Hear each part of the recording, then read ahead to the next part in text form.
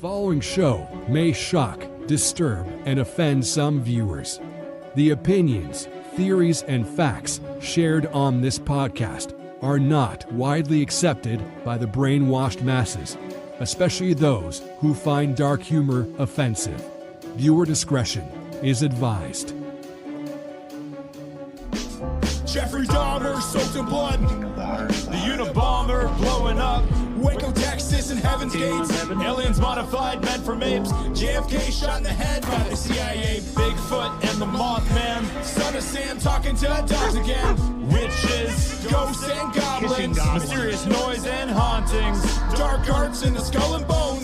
Most celebrities are probably cloned. So if you're feeling all alone, crack a beer and get stoned. I welcome you to the podcast Strange Brew. We're here to entertain you. We're here to entertain you. It's about to get strange. Linda Moulton Howe has researched animal mutilations since the 1970s. As a renowned investigative reporter, she's analyzed hundreds of documented mutilations and seen the physical effects in the field. An animal will be found usually on one side, and the side that's facing the sky, an ear is taken, the eyeball is taken, the lid around the eye is taken. On the absolute fresh cases that I've been in many, you will be looking at what look like, and law enforcement called them cookie cutters, where it looks like something came down, hide deep only, the lumen tissue on the muscle is still there, it is lifted off, and there's no blood at all. The mystery is, what is that cutting tool? Because it's a carbon-based life form, and if it were, let's say, a laser that was doing the cautery, if you look at that tissue under a microscope and we can't find carbon residue. You alien motherfuckers are gonna pay for this! Welcome everybody to the show. We are Strange Brew Podcast, and we are live right now to talk about cattle mutilation and crop circles. We're getting to all things aliens. This is a fun choice because me and the boy, the horniest boy in horror, we're talking, and I was like, hey, what are we going to do next? What are we going to do next? I know audio listeners, this will be out in a couple weeks compared to the people that are watching this live and see it afterwards on the video aspects of things. You know, I was like, oh, we could do this, that, and Aaron said aliens, and I was like, I got something that is I've been sitting on for a while. So let's talk about some fucking aliens. Surprise, motherfucker. Surprise, motherfucker. All right. Now, who am I joined by? Obviously, I already mentioned who you were, but That noise alone is making me feel sick. what? Just when I hear that can pop, and I'm like, just the Yeah. thoughts of alcohol. Everybody is actually witnessing the first day of my new life. I'm never going to drink alcohol ever again. Yeah, you had a rough night. And the thing is, because you drank, I was like, whatever, I'll have one of these Krispy Kreme donut IPAs, which are fairly strong. And yeah. Like my worst. Well, that was an introduction. Yeah, I know. Well, I'm ready to go. I'm fired up, and I have to be because I know Aaron is he's slogging, as they say. No, look, I'm fine, but at the same time, like every now and again, I get these like intense bouts of like my hangover reminds me that it's not gone away yet, and I'm like, wow, I feel like I'm about to die. So, do you want to explain to people what happened to you? Just for everybody in the video, everything sounds good. I sound good. Aaron sounds good because we've had like problems with. I think it's Aaron's issue, but everyone sounds on point, right? Okay, that's good. Okay. So yeah, want to inform the audience what happened to you? Because we're recording on like a Sunday morning. That's why I was like, fuck it. And to be honest, I was like, I'm going to indulge a bit since you did. And I took a couple shots of scotch, like probably like 4 or 5 shots. And you're probably like, oh, and then I'm like, I have this very strong beer, but I'm like, I really am excited to talk about this topic. So yeah, I like people say like, hair the dog and like get a cure and all that. And I'm like, Christ almighty. I'd say if I drank one beer, I would be like out of my fucking mind again, to be honest with you.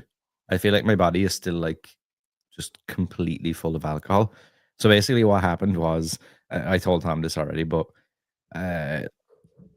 Ireland has basically like the #1 team in rugby in the world.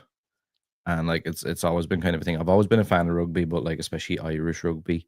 Like some of the the regional stuff, but then the international games. And they had their big game against France for the Six Nations. Ireland were top of the table.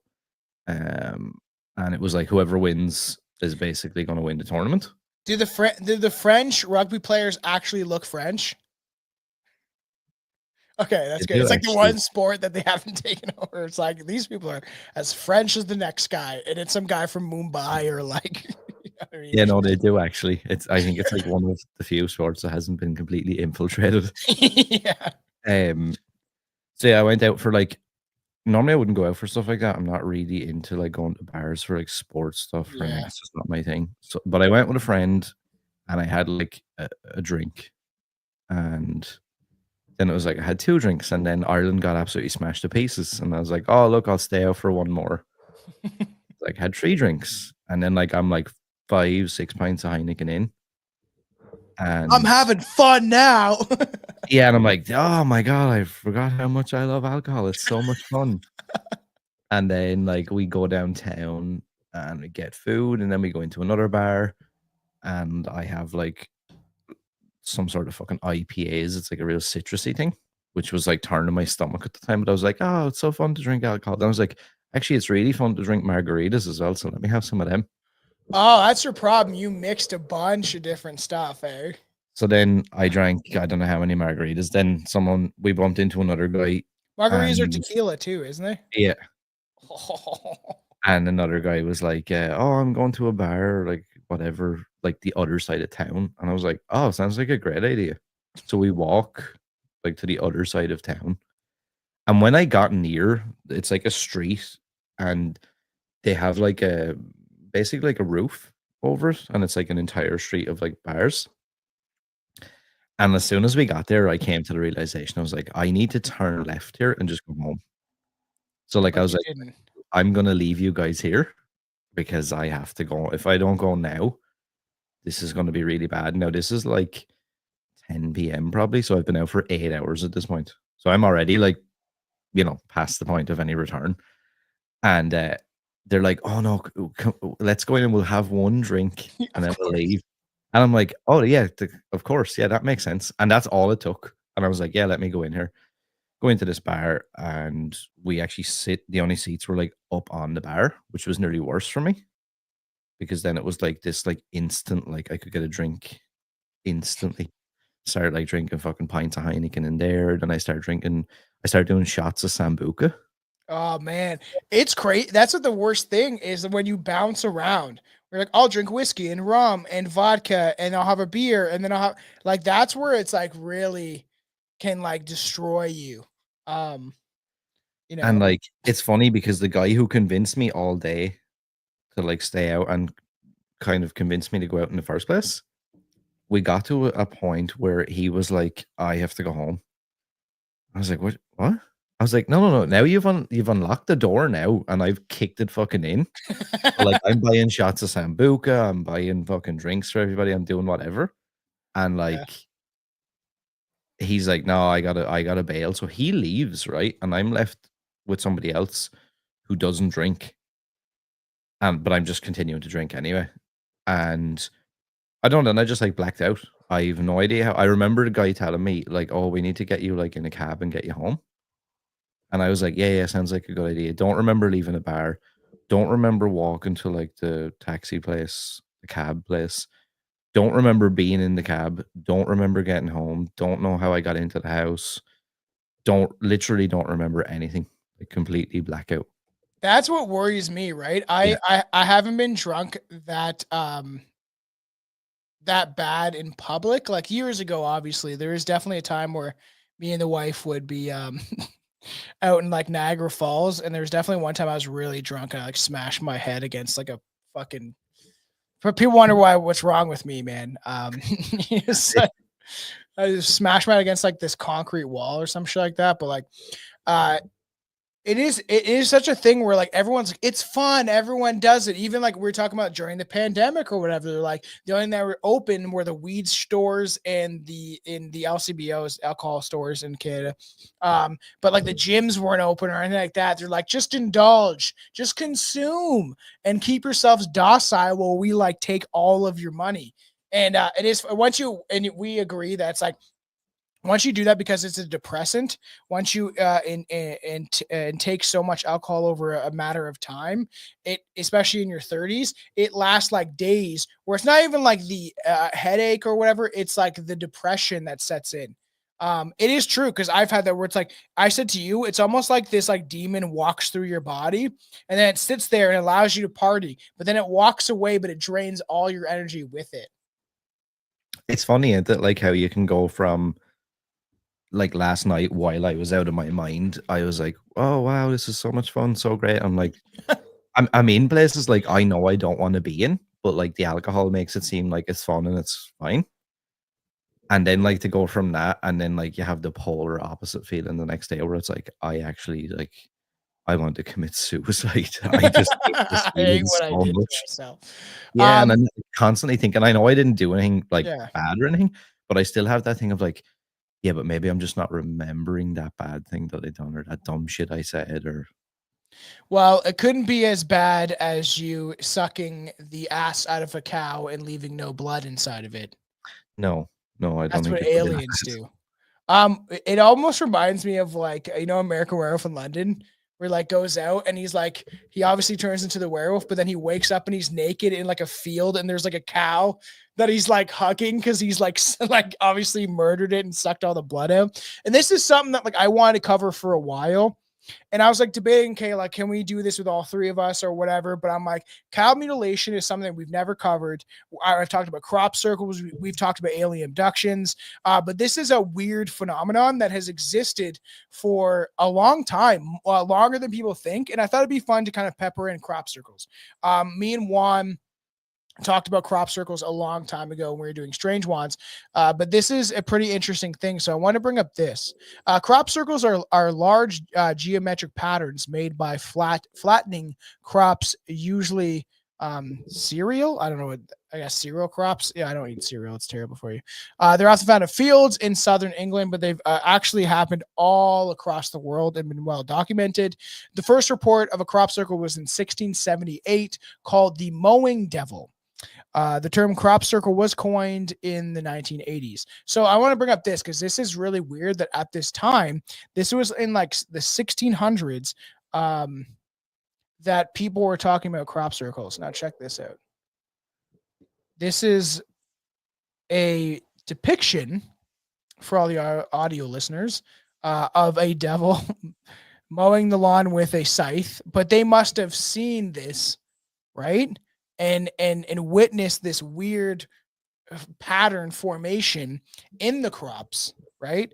And then they would have written about it because this was in 1678, dude, that there was a newspaper article based on this. Which is crazy, and it's and I'm sure like we'll probably talk about it a few times, but there's I don't know if you want to call it evidence or what, that like all these things are man-made and it's like kind of a hoax prank sort of a thing. Then there's like a lot of people who believe it's some sort of aliens or like other other life form. There's people who believe that there's like a supernatural aspect to it, but like when I think about that, I'm like, what would you be doing back in the 1600s? Like to be like, haha, you know what I'm gonna do? I'm gonna dress up as a devil and I'm gonna like go out and do a big prank. See, and that is the weird thing about crop circles too, is like back then it would made no sense. When there was media, like obviously like massive news media and all that stuff, that you were able to capitalize on this, so to speak, you know what I mean? It would make more sense. Like this to me, like here we're showing some images for this looks fake, right? You can actually compare fake crop circles that people have done compared to real crop circles that I believe are actually real, that some sort of alien or maybe it was government that has done this, like stuff like this. You can't tell me like somebody made this perfectly. There was a machine that did that, no matter what it is, even if it is human made. Like there's some really actually weird, very strange crop circles that actually have mathematical patterns with inside of the crop circles. Yeah, and especially maybe someone will know, and I can't remember. There was two guys who came forward, Yeah, I remember what you're talking about. yeah, and said like, we done over 200 of these things or whatever, blah blah blah. But then, like, if you actually really dive into it, like they explained how they done it, and I don't doubt that they'd done The the boards things pushing this, down. yeah. But I'm like, Jesus Christ, like, I mean, using those like wooden boards and whatever, and they like were using like pieces of string and stuff to guide them around in the dark and all this shit. But I'm like, if you look at some of those patterns, I just cannot believe that like human beings made them with like boards and stuff and like walked around in the dark. You know what it reminds me of? Do you remember Art Attack? Yeah. Yeah. Where like he Oh, was that's able to, throwback. yeah, throwback. He was able to create some crazy images with like salt and stuff. I do think it is possible that people can create these images if the time was taken. And obviously they have to worry about being filmed or someone be like, what are you doing out in the forest? There's stuff like this, which is interesting. Like there's one people have openly to admitting to making crop circles. Matthew Willard of Wiltshire, England, is one of the only people who has ever been prosecuted for creating a crop circle. The charges was damaging private property. However, Williams is far from the piece of people who have claimed credit for creating these. But then there's ones that just don't. It makes sense at all. I think I might have this one brought up maybe. There's some wild looking ones. Like there's no way. So while crop circles have been growing, like obviously have a popularity in modern times, the history of these formations is many centuries old. The earliest known examples of crop circles come from a pamphlet, as we talked about, titled "The Mowing Devil," which was published in 1678, which is wild. A few pieces of literature from the 17th century also depict crop circles. While the legitimacy of the mowing devil is unknown, as it is the cause of these described crop circles, it is fun to know that these crop circle patterns have existed for hundreds of years. It is a bizarre form. Like, look at this one. That looks like Mothman, some sort of alien creature. And that seems like, okay, first of all, you'd have to plan that image out. You would have to spend the time to this would have something like this, if was man-made, would have taken hours. I also, yeah, like, I don't Hours. know if I believe that, like, one or two people can do that, like, in a couple of hours at night in the dark. Yeah. Yeah. Yeah. Like, Like look at some of these patterns, man. like some of them are wild. Like I don't know. I can't believe that like a person Yeah. This managed is to do. wild. Here, before we get into this, let's show a video. This one is pretty crazy. There, we'll get into this one. This is wild to see stuff like this. I'm like, I don't know.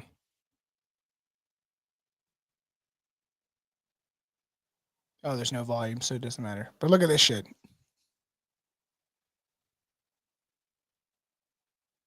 Okay, now we're sitting right. Okay, all of a sudden you see these look like these little balls. Is this in England? Yeah. Look Yeah. it. What the fuck is that shit, man? And like there's people that claim that there like, at the time that there was no you can actually analyze video footage and see the footage that was made single post production software using a single countryside picture. It was almost like it was impossible at the time. I'm gonna play it again while we watch it.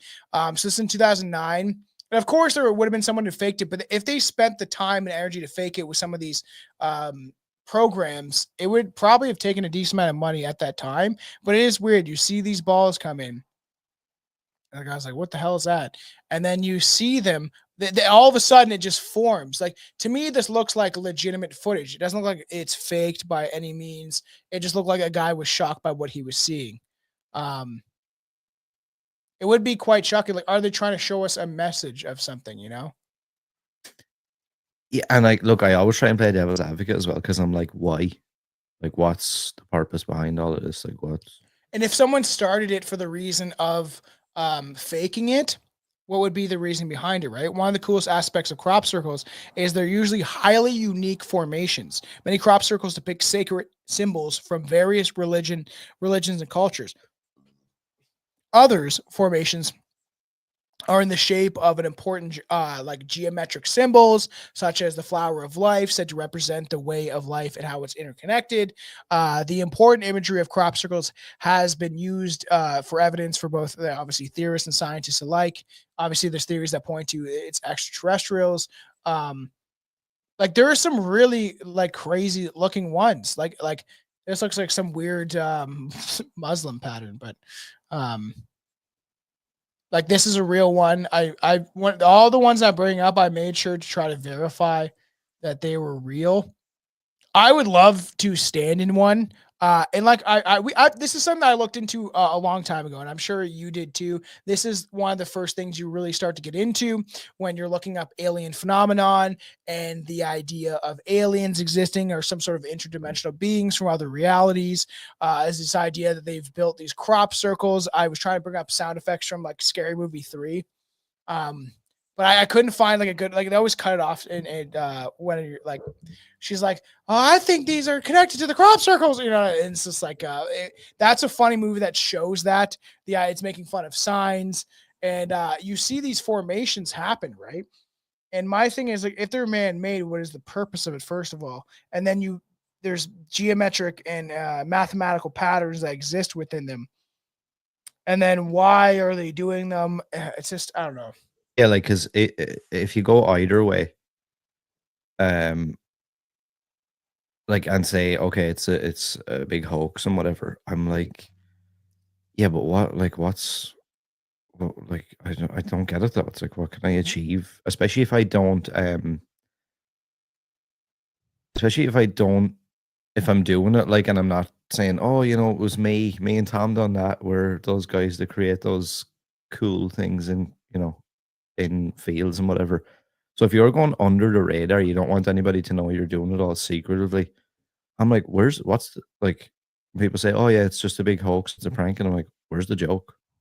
Yeah, because you spent your time and then you're not really getting money unless you're paying visitors to come like see it. You know what I mean? Someone made a good point in the chat is, you know, I think it's sound waves that could make some sort of frequency. And that doesn't mean that it's not man-made, that it could be a military experiment to almost like, to me, if they were to do this, and if they were to create crop circles for the point of tricking humanity into believing something, it would be to believe that there are extraterrestrials out there to bring about Project Bluebeam. And we're leading up to this at some point because me and Billy have covered chemtrails, we've done HARP, and eventually I was looking at doing the episode on Project Bluebeam sometime soon. Is this idea that they're going to manufacture an alien event to bring about more or less the New World Order, to use all of these events, bring them together, and then have people be like you know, Reagan said, if we had a common threat of an alien force, we would bring us together, right? So it is interesting if it is not interdimensional beings, which I do think exist. I feel like I've seen them in my life, whether people believe that or not. And but I do think if there was a military experiment, they're doing this to bring about something, to convince the public of something. Like this is a really famous one of the alien gray that it was essentially like sketched into a crop, massive crops. Like this is like kilometers long. It's massive. And it supposedly shows like a mathematical pattern. Is that the one that was that some sort of like weird binary code or something? Yes. Yeah. It's so weird, dude. Which again is like if I'm doing that as a hoax, like I'm like, I nearly feel like the fucking joke is on me. Like, how would you even be able to do that though? And especially like some of these people that have come forward, like, and they're like, you know, it's fucking Cletus and his brother are doing Yeah, that. And I'm like, know. there's no way between both of you, like you have the wherewithal. Well, I figure if I strap some of these wood to the bottom of my feet, I can just walk and I can make some sort of cool symbol, you know? And it's just this one like think about into the grass. Planning that you would have to do to make it like some of those ones that have code and messages in them. Like how the fuck, like I think it'll be even hard for like intelligent people with lots of time on their hands to do that, let alone like just two random guys that are like, it'd be really like I could never picture myself. Let's say I was in Canada with you and we're just like hanging out, we don't have anything to do. Imagine being like, Tom, what'd be really funny? Why don't we sneak out in the dark and like spend hours on our hands and knees doing that? What it's gonna look like? It's gonna look terrible. Like it's gonna like it's a big joke. Haha. I know. It doesn't even make sense, right? So like it is interesting. I want to bring up this one. So in 2004, a 56-year-old man, he was a mechanic, found a rock with a strange symbol carved into it in Roswell, which is known obviously for the claims of the UFO sightings. You can go back before we were doing video. We did an episode about Roswell. It was later discovered that the symbol carved into the rock appeared as a crop circle in Chisledon, UK. I don't know how you would say some of these. In 1996. Chisledon. I thought you had the article brought up. I don't know. While some conspiracy theories are practically salivating over the discovery, the rock is most likely just a product made by a company that reproduces crop circle designs on rocks. Maybe the mechanic was telling the truth. So I'll show you. I don't know. People like this is on like history channel quotations. But this came in as a crop circle also. So who actually knows? That is the big question. Often, obviously, they appear near sacred sites. Like one we have yet to really cover at some point. I think it would be a good idea too is Stonehenge. We've done the Easter Island, but some of these sacred sites are pretty fascinating. I know a lot of people have covered it, but I would do it in our own strange brew way. But there has been documents and documentation of crop circles found around sacred sites of obviously Native Americans and Aboriginals, and they've always had some strange connection to outside of these physical realms because they were so connected to nature. And God knows, obviously some of the maybe psychedelics that they were taking could have connected them to some outside realm that we're not aware of.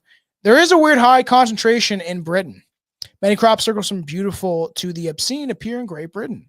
While crop circles are found all over the world, it seems that Great Britain has a higher concentration of them than any other country. The fact that it has been stumped both theorists and scientists. But is that just the ones that they're aware of that get news coverage, right? Because I know there's been some in Canada, there's been some in America.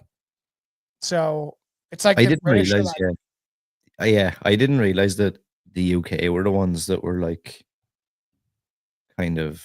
I don't want to say where it originated from, but like that seems to be a real hotbed for it. I don't know if it's just like, are the English just all fucking toothless mongs that like have nothing better to do, or aliens love the UK or something? That one you had up earlier with like that weird circular disc with the alien face. Yeah, bring that up. Yeah. So I was just reading into that. So again, that was in the UK. That's a weird one. I gotta say, it's pretty impressive. I'm just reading the thing here. The 2002 Shilbolton crop circle compromises of a stereotypical alien face with a disc of binary coding on it. This seems to be made up of pixels. The binary message was decoded to be found as a message from the creators of the crop circle. The decoded message reads, "Beware of the bearers of false gifts and their broken promises. Much pain, but still time. There is good out there. We oppose deception." You know what's interesting about that is when me and Jeremy talked, I was trying to like pull some stuff out of him. Jeremy McKenzie, for the people that aren't aware, great person as a nationalist and great dude that's trying to expose what's going on. We were talking about this. It was interesting. His point of view on stuff is interesting to me.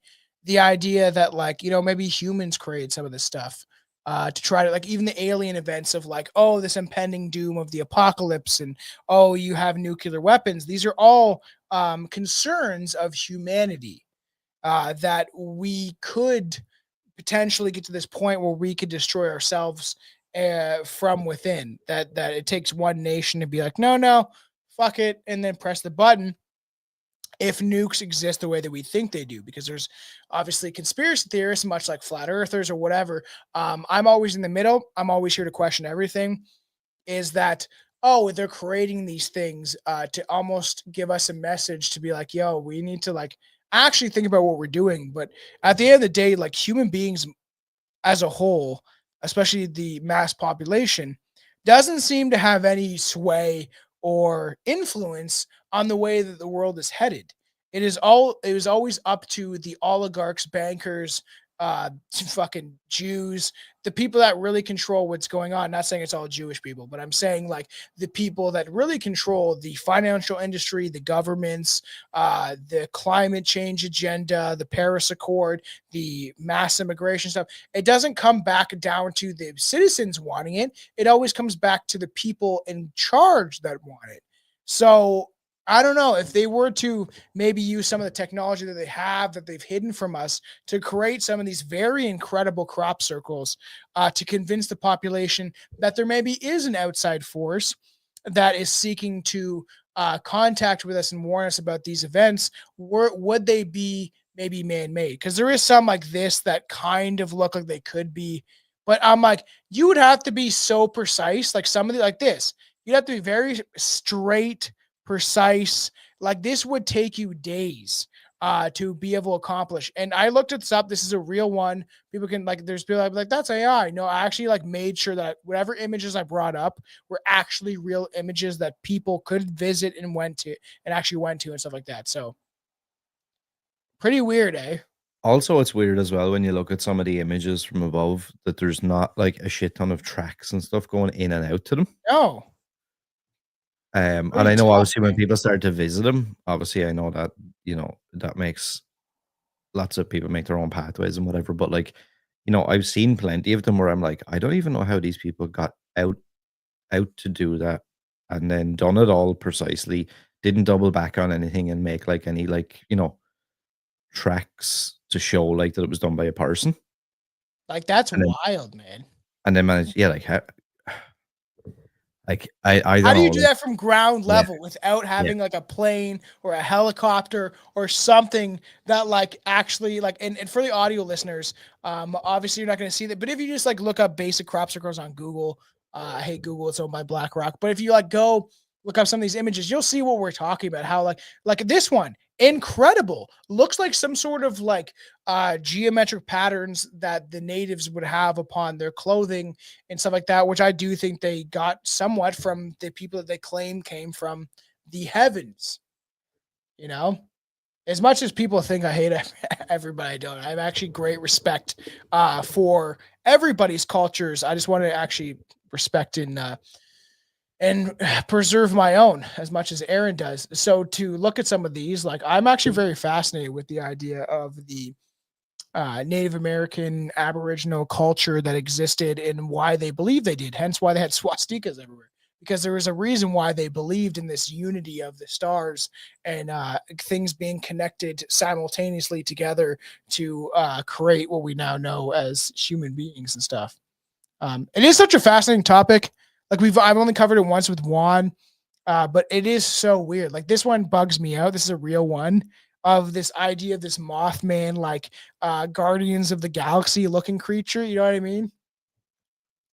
yeah, it kind of looks like when you brought it back up there earlier, I was looking at it, I was like, it's so like that's obviously some sort of a alien human thing or whatever that has multiple arms and multiple legs or arms for legs as well. Oh yeah, weird. Yeah.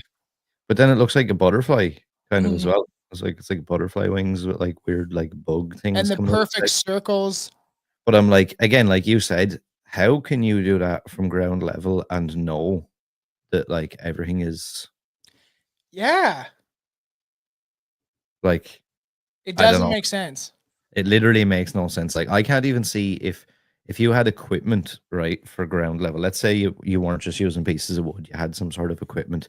Even at that though, it's like, yeah, but what kind of equipment would I need? Like I'd have to have drones, I'd have to have multiple people. Like, it can't be just. And this phenomenon was happening like in the 60s, 70s, 80s, 90s before they ever had drones. Now, I understand the government does have technology that we don't know about. I believe that they're always like 50, 60, maybe 80 years ahead of us in technology. The robots that they're showing us now existed fucking 20 years ago. I believe that. Like Elon Musk robots, oh, fuck off. They had this technology a long time ago, and now they're just showing you. Now, and like they're always sassy looking, you know what I mean? I always laugh some of the robot video footage were like, it's just like this, like how they sway. Yeah. There's one in the mall where I was like, fucking sassy. That's a sassy bitch right there. He got attitude. But even so, lots of sightings of crop circles. I didn't realize this. There's a website called cropcircleconnector.com. if you want to bring it up, you can if you see anything interesting. But like I was just looking here, like there's been, now again, I can't verify whether any of these are like hoaxes or what they are, but like even like up as far as last year, like there's ones reported, Hampshire, okay, so that's England, Wiltshire, England, Stonehenge, Wiltshire again, whatever the story is with that place, like all the reports seem to I be just coming noticed from that too. area. But how do we know what existed? Okay, if we want to go down this route of that it was aliens, right? What existed there that we're not maybe aware of, right? And why there's such a focus in a certain area is like maybe they're trying to be like, you know, dig here or something. You know what I mean? Like this is the target. This is what you want to be looking for. It is interesting. I'm gonna play another clip. This shit is also wild. Same kind of idea of like these balls going around and creating crop circles. Someone did comment that, yeah, the screams are definitely necessary. You'll see what I mean. Countryside, rational explanations aren't quite so easy to come by. Oliver's Castle, Wiltshire, 1989. There's a couple of lights down there somewhere. This controversial film appears to show strange objects hovering above a cornfield. Below, complex circle formations appear.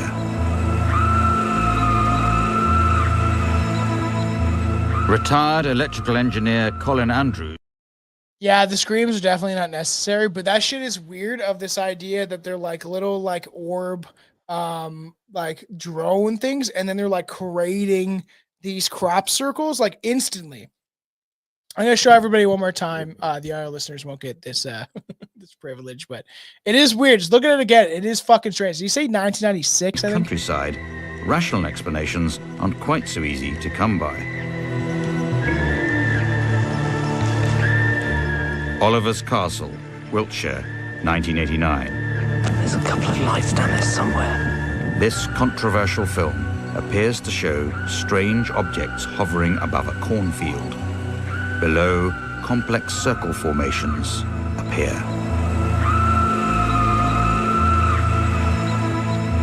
Retired electrical engineer Colin Andrews.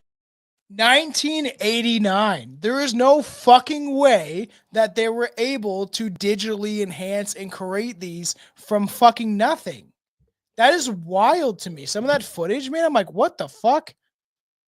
Like stuff like that kind of gives me the chills, to be honest. It does. There's something out there, dude. I don't care what people think. If you want to deny it, there is stuff going on that we just cannot explain, and it should frighten you that we have no explanations for these things.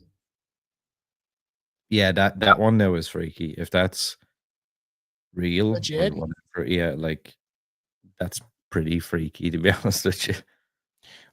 Yeah, I'll show a couple of these, and then we'll switch over to cat mutilation because this stuff is so crazy to me. It's just weird. Like I wanted to just incorporate crop circles a bit because it's been so long since we talked about them, but man, it's quite convincing that there's a lot of weird stuff going on with them. And how do you explain it when there's mathematical patterns that line up and people are trying to like analyze them and figure out what they are? It's weird. What is it about the UK though? That is strange. I know. Is there something there that we're not aware of? Is it a place where people think, right, the idea of crop circles, is it a message to those above, so to speak? Because for a long time, people believe that aliens were coming from to outer space, right? The universe. But outer space is out of space. It's not in this like physical realm that we think of. When they're talking about outer space, they're talking about like things that don't exist in our dimension, that don't exist in our reality. Space and time is different when they've shown us. That's why if people want to believe in the flat earth, eventually I told Billy that'd be interesting. Maybe all three of us, where there's like someone that's for it and someone that's against it, and then we kind of have maybe you as the judge, and then we'll come in and we'll kind of debate it. Even though I might not totally believe that the earth is flat necessarily, or Billy does or whatever, we'll have each side debate what we think is possible, and then have like you as the mediator, which would be funny. But like, I don't know, because realistically, all this stuff does connect of the idea it could still be something that is out of our reality, out of this space that we exist in, you know? Like, that's mad. There, I was just reading that there's been 380 crop circles recorded in Wiltshire since 2005. That is weird. There's an average of 30 crop circles per year in the UK. Every year, and I think they're all 80% of them are in Wiltshire or whatever it is. But what's so important about There? Yeah, that's what I don't get. Yeah, 80% of them are in Wiltshire. It is such a bizarre thing. I find crop circles pretty interesting. It's something that a lot of people like, they just gloss over. But when you're looking into like ufology and aliens, this is some of the stuff do you remember like when you're like that young, when you were whatever, because I know you were into the stuff for a long time as much as I was, like 16, 17 or whatever, and you're looking up alien stuff, and especially back at our time where the internet was just starting to really pop off, is you look at some of the stuff and you're like, oh, weird, man. Why? Yeah. This kind of brings that back as well, because it's like crop circles was something I kind of forgot about a bit, but like it's definitely one of those things. I think when you first start getting into things like aliens and all that, that comes out. Not yet. Crop circles have not been debunked. Everything they try to debunk, they can't necessarily debunk. There is a lot of weird circumstances regarding crop circles that they cannot prove either way. So here, let's get into it. Let's get into cattle mutilation. Why we're here is cattle mutilation. Something I want to talk about.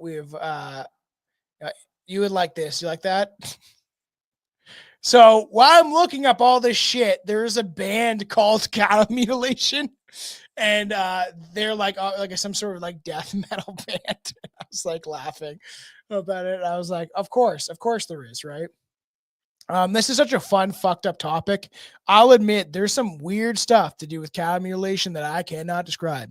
So let's talk about it. There is no doubt at all that one of the most disturbing mysteries in the field of the unexplained is here. Fuck, I need some music. I need some. Not my thing. We need something a little more weird. What do I got? FBI, open up! I thought. Everybody's getting a little bit of something there.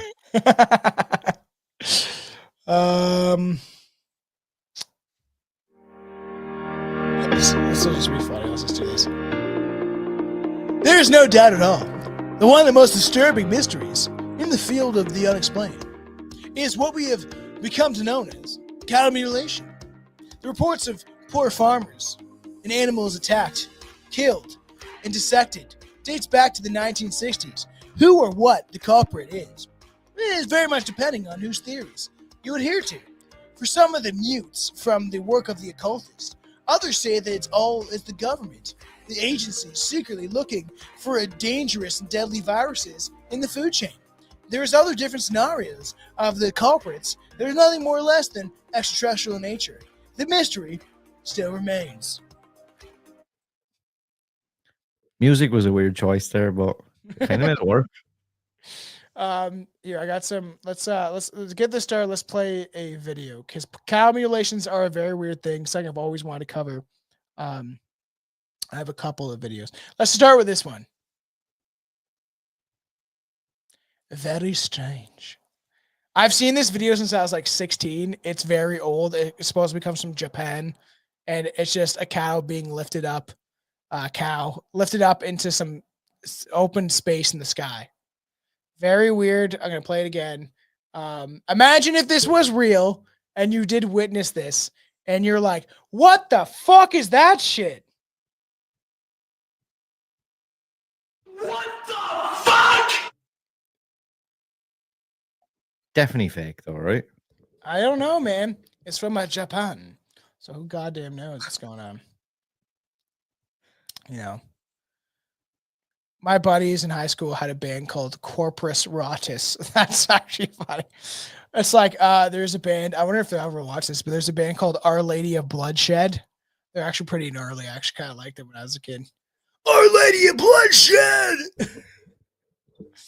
So it is weird because dating back like since at least 1967, reports have surfaced through the United States of animals, but chiefly cattle, killed in bizarre fashions. Organs are taken, and there's a significant amount of blood are found to be missing. Like I think cattle have like 16 gallons of blood. Something crazy. Organs taken. The limbs of the cattle are broken. Just that there might have been something dropped. They have been dropped to the ground from a significant height. Evidence of extreme heat to slice through the skin of the animals has been found at mutilation sites. Eyes have been removed. Tongues have been sliced off. Typically, the sexual organs are gone. As the FBI states, as it is on their website, the Vault alien or animal and cow mutilation in the mid 1970s. Reports of scattered animal mutilations in the western and midwestern states concerned many people. The FBI were asked to investigate, but were unable to do so because of lack of jurisdiction, except when such mutilations were found on Indian lands, so native lands, not India from Indians. You know what I'm talking about. These files consist mainly of press clippings or correspondence concerning issues between 1974 and 1978. It is such a weird thing, man. Do you remember the first time you heard about cattle mutilation? I thought I was fairly young. Yeah, and it was probably Skinwalker Ranch. So I never saw this, but Tucker Carlson did do a whole thing. Like I was trying to see if I could watch it. I think he could be controlled opposition 100% for sure. I still find some of the stuff he tries to cover is kind of interesting. He's trying to ring the bells or alarms on some of the things that are happening. But there's many reports of cattle mutilation and this idea that these animals have been like stripped of their blood, eyes, eyelids, really weird stuff. Like this is a really weird one where just certain areas have been. That scared the shit out of me if I saw it. Yeah, imagine if you're just walking through your field, you're a farmer. Like, all right, I just got done fucking Susie, my cousin. And I'm like, I just want to go check on the farm animals. And you're like, is that Betsy? I always think of Betsy. That's weird. It's going to always come to as Betsy. Is that Betsy? Oh, poor Betsy. You were giving me such pleasure last night. And I come out and your asshole is ripped through your stomach. Jesus Christ.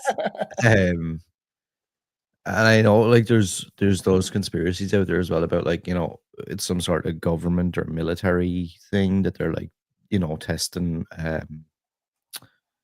biological or chemical weapons and stuff like that. Now, my first rebuttal to that is, I'm not saying that mightn't be part of it or anything, but my first rebuttal to that would be, yeah, but like, would they not just do it? Like, have you ever seen that movie District 9? Yeah, actually a phenomenal movie that we have to cover on your show at some point. And like, you know, when he gets like fucking infected or whatever, and they're using him to like activate the weapons or whatever. Oh yeah. Down in like that underground like test place or whatever. But like I always think of it like that idea. It's like why would the government have to go out into random like people's ranches and stuff and do that to their cattle? Like would they not just have a big test facility somewhere that they could just have any amount of cattle or any amount of animals, or probably even just pick fucking homeless people off the street and just do it to them? And then there'd be no like you've left no paper trail there for people to start digging and being like, oh, it's the government. Yeah, like that's why people are like, why wouldn't you think that they would get rid of this stuff? It's like this idea of people that think they're gonna expose the JFK assassinations or the Epstein list. Like realistically, if like um if you were someone who was in the military or the government, why would you be like, all right, we're going to keep this stack of files right here in the file cabinet. It's got a nice lock on it. But if anyone tries to get into it, you know what? It's fine. They'll find it. You know what I mean? Like this idea that's like, they'll just keep this compiled evidence. We're going to show you exactly the dancing Israelis and who committed 9/11 was considered like definitely done by the Jews. But we're just going to leave it here in the entire file cabinet. And if somebody takes this whole file cabinet, then they're going to know all of our secrets. Why would they do that? You know what? It makes no sense to me. And that's always like my first, I suppose, like rebuttal on when people say, well, it's a government thing or it's a military thing. Or a lot of people were talking about, like, you know, in a lot of these places, there's like the black helicopter sightings. And it's like the government are like monitoring what's going on. It's like, but why wouldn't they just get rid of everything? Or why would they bother testing in random places like that, like on private property? Why wouldn't they just have their own test facility and just I do know, it? I agree. I actually have at some point we're going to talk about it'll be fun. The bird drones and black helicopters. I made it into a whole episode because it is interesting how much that connection does tie together. But yeah, why wouldn't they just have a facility to do this on? Mysterious livestock mutilations weren't confined to this in the 1970s or to the United States. Similar cases involving sheep, cows, or horses have been reported as far back as the early 17th century, as early and as recent as 2019. The 70s cases, however, brought the most widespread attention. Broadly speaking, the debate about cattle mutilation falls into two camps. Those are who see the mutilations as an unexplained phenomenon, and those who see them as normal cattle deaths, repackaged as something mysterious or paranormal. For those in the unexplained camp, options have derived about the possible explanation. Some law enforcement communities have talked about the idea that animals are being mutilated by people in strange quasi-religious rituals, which is someone in the chat did reference this idea of maybe human cults and not actually aliens doing it. But in 1918, the Royal Canadian Mounted Police, the RCMP, one of the most corrupt corporations, if you can call them that, police. The RCMP maybe used to actually hold some representation for being these outstanding law enforcement and investigators. They are nothing more than the authoritarian boot of the government recently. The mutilations on these unidentified cults. The Department of Criminal Investigations in Iowa, meanwhile, asserted that the mutilations were being conducted by Satanists. Reports within the affected ranching communities indicate that the mutilations regularly coincided with the sightings of mysterious unmarked helicopters. Some ranchers who suffered the worst losses believed the federal government had performed the mutilations for an assortment of reasons, including the testing of biological weaponry. And obviously, the government being anonymous in a lot of this proved so heated that the Nebraska National Guard ordered their helicopters to cruise 2,000 feet rather than the regular 1,000-foot altitude for the safety, since panicky ranchers had begun shooting at the helicopters, which is very funny. Right? It's like, those goddamn fucking governments are coming to take my cattle because I can't survive without them, so I'm gonna fuck it. You know what I mean? Like they would freak out, right? If you were convinced that there was some sort of the government was doing this to take your cattle and do experimentation on them because they don't really care. You're trying to survive off your farm.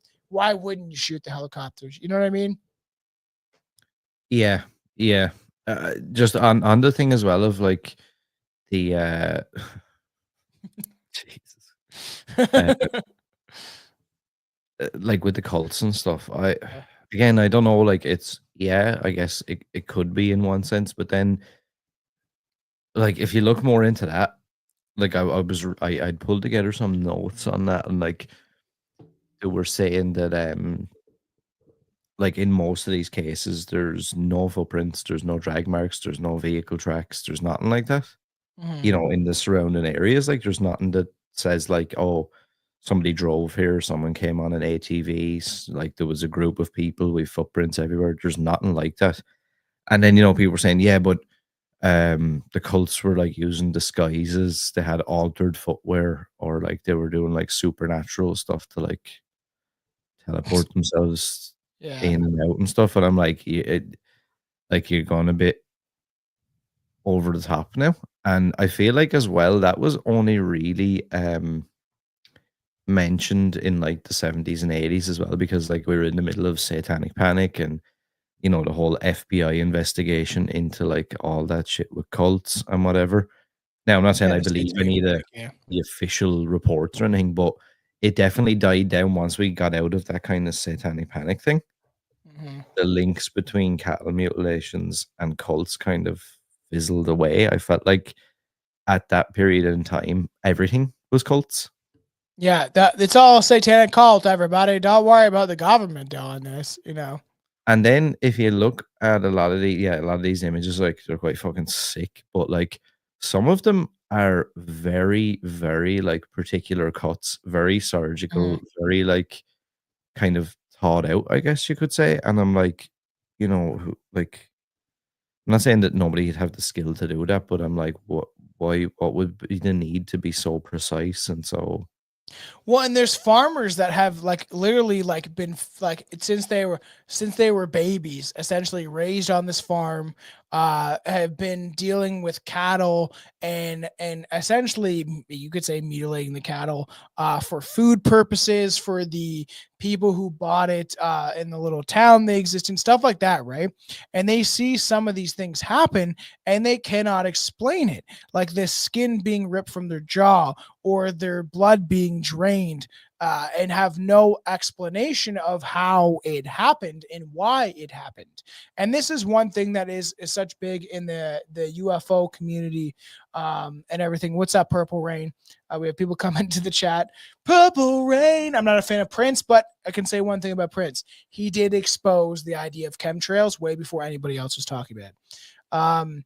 Stuff like this. Okay, there's some really weird stuff. Let's play some clips. There's some really weird ones. Before we get to our crazy ones, let's do this one. There's no eye. There's no blood. Jody, there's no blood. Honey, there's no blood.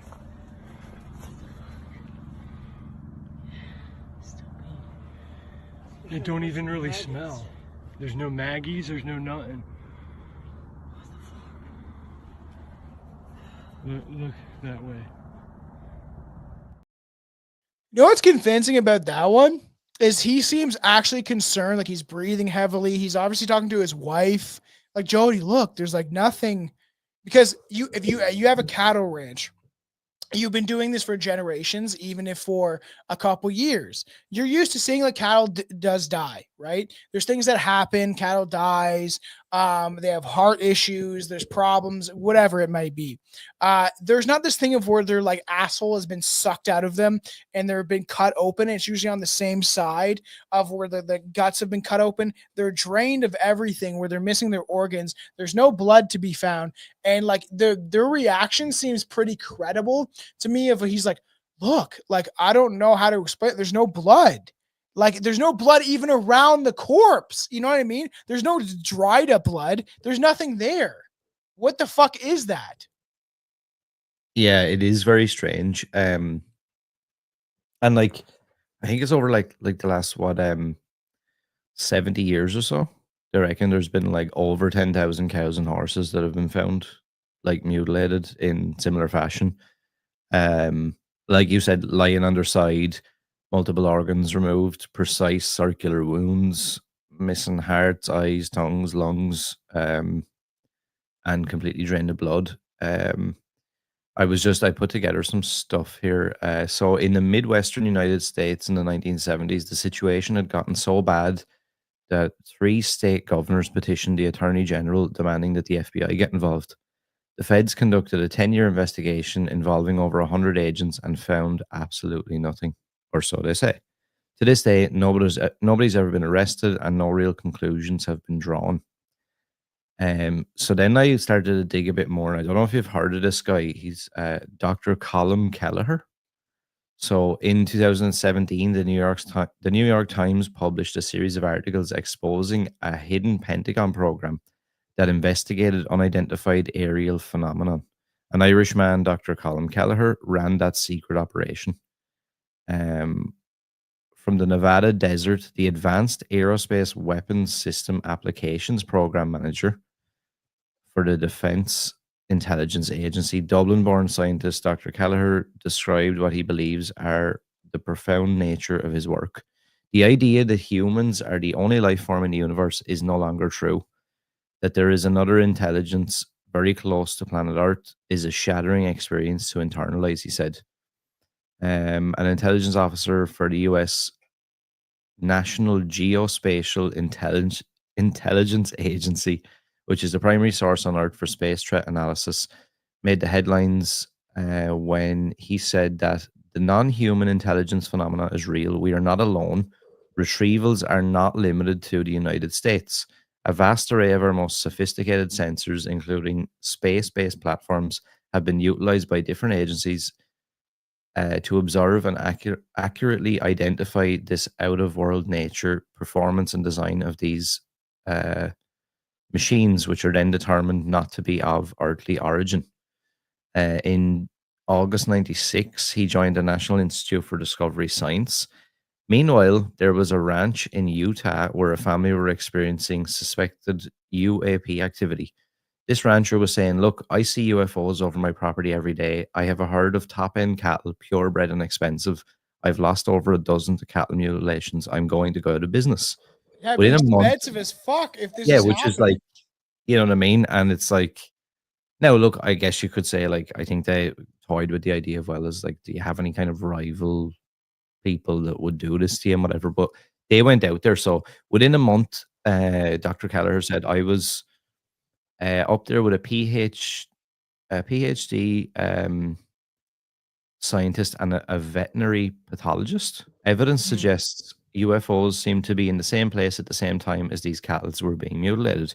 We were playing a cat and mouse game with something that did not want to be hunted. Cattle kept on being mutilated and disappearing. It was some kind of intelligence, some sort of high technology that could move around easily and without detection. It chose whether or not it wanted to be photographed, Dr. Kelleher said.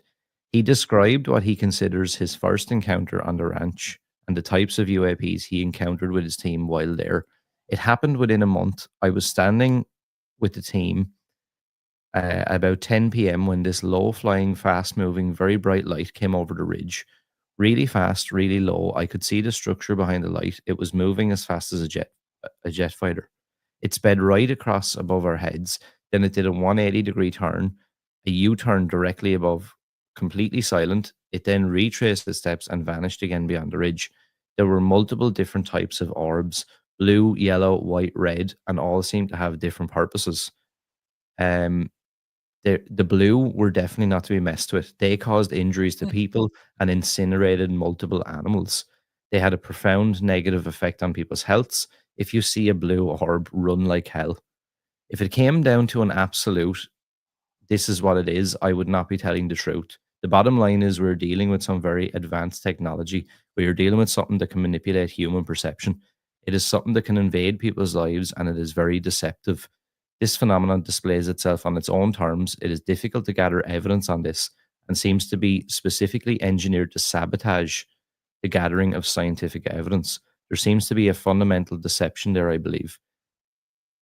And like this fella, like this is not like some, you know, lunatic that lives in a shed or anything. Like this guy is like a legit, like has been at the top end of a lot of this stuff, worked in the Pentagon, has worked with the FBI, has been like the head of all these research facilities. Like he moved to the States, I think, in the early 90s because he was like the guy.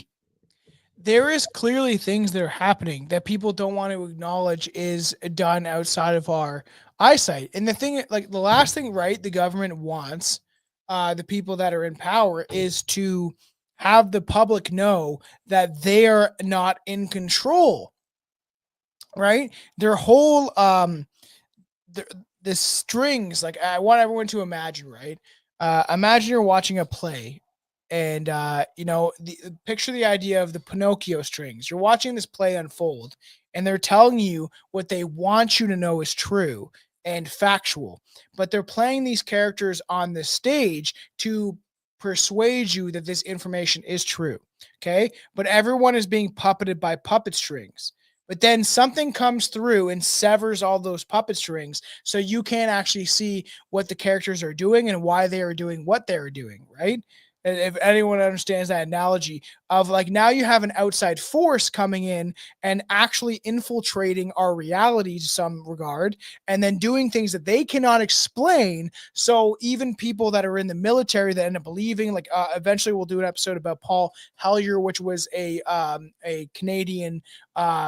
He was part of the military in the Air Force, and he describes that there's all these different alien forces that are actually infiltrating our society without our knowledge, and the government is not releasing any of that information. Could that be a setup for Project Bluebeam? Sure. But this idea, I do believe the government does know that there is stuff happening outside of their control, and the way that you control people is by convincing them that they have control. So the government's like, don't worry, it's all fine. Like, we understand what's going on, but they're not telling you the full story. Have they gathered bodies of people from outside of our dimension? I believe that. Have they recovered craft? I truly believe that. Is there a point where they've recovered cattle that have been slaughtered in ways that we cannot explain? For sure.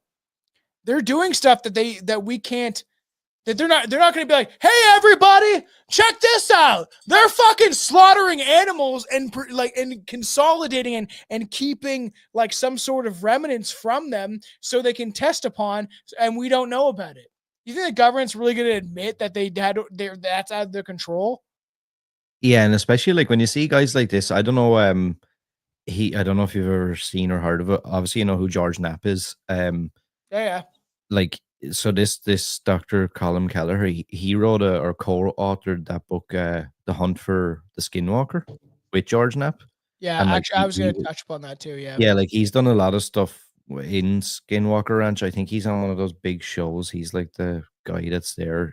I would really like to do a live special with me, you, and Billy. Hopefully at some point we can kind of like gather all the information, because there is like a lot of confrontations with the idea of Skinwalker Ranch and the unexplained idea of what's happening there. Because there's like portals there. There's weird things that are happening there where even rancher Terry Sherman lost several heads of cattle to mutilation after buying the 512-acre property in 1996.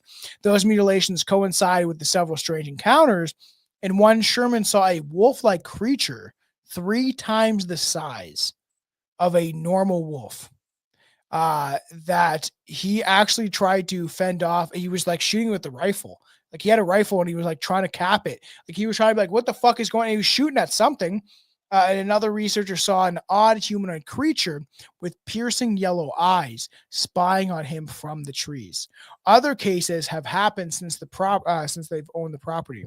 Still, other ties to cattle mutilation are possibly extraterrestrial visitors coming.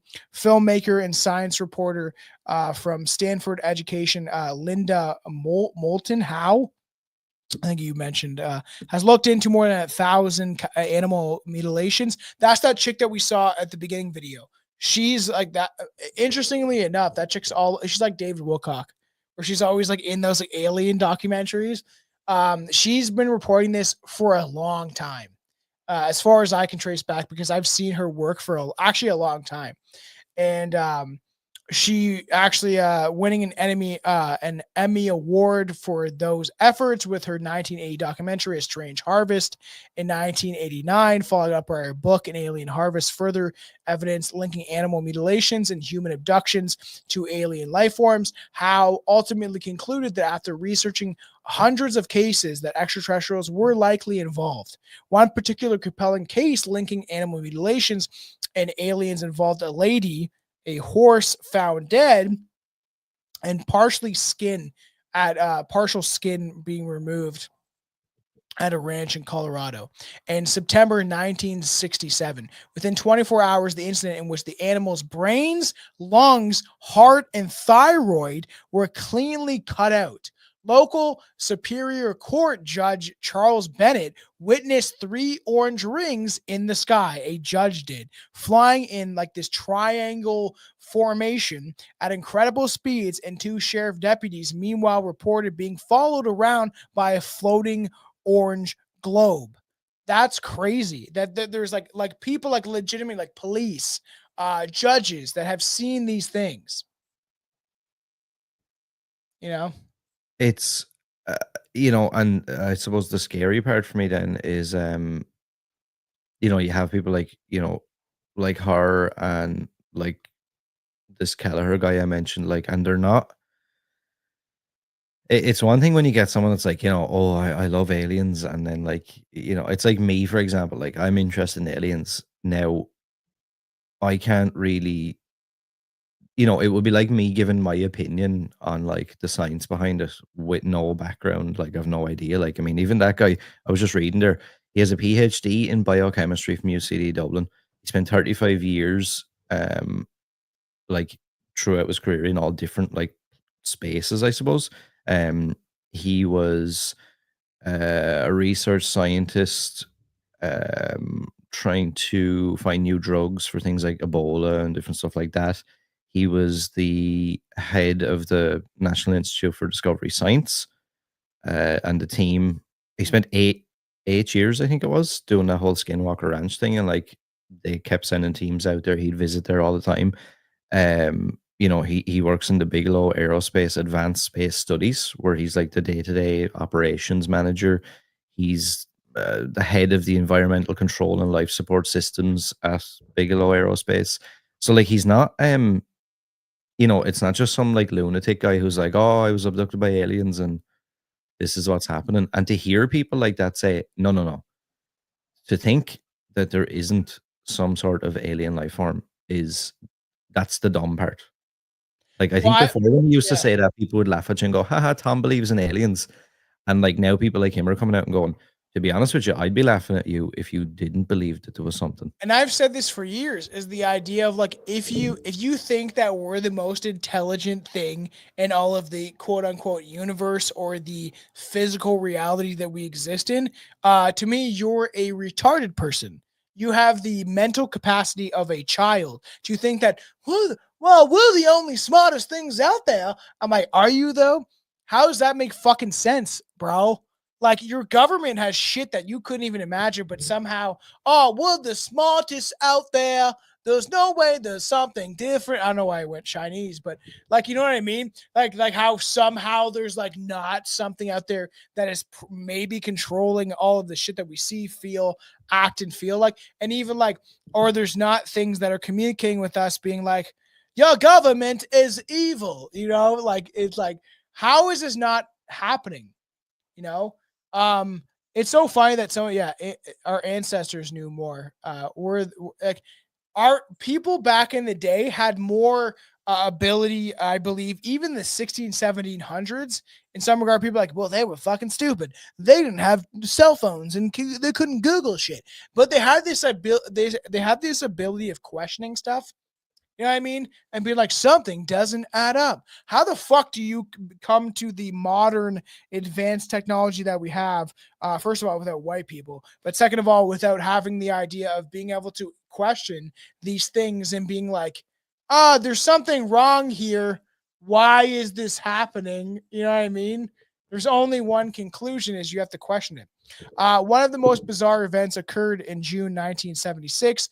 And we're talking about Valdez is famous. He's been on what's his name? I want to say that's what it says, Valdez. The guy's been on Joe Rogan. That's not the same name, is it? Jacques Vallée? No, it's not the same thing. So this is another guy. I just want to make sure that I don't think it's Jacques Vallée, is it?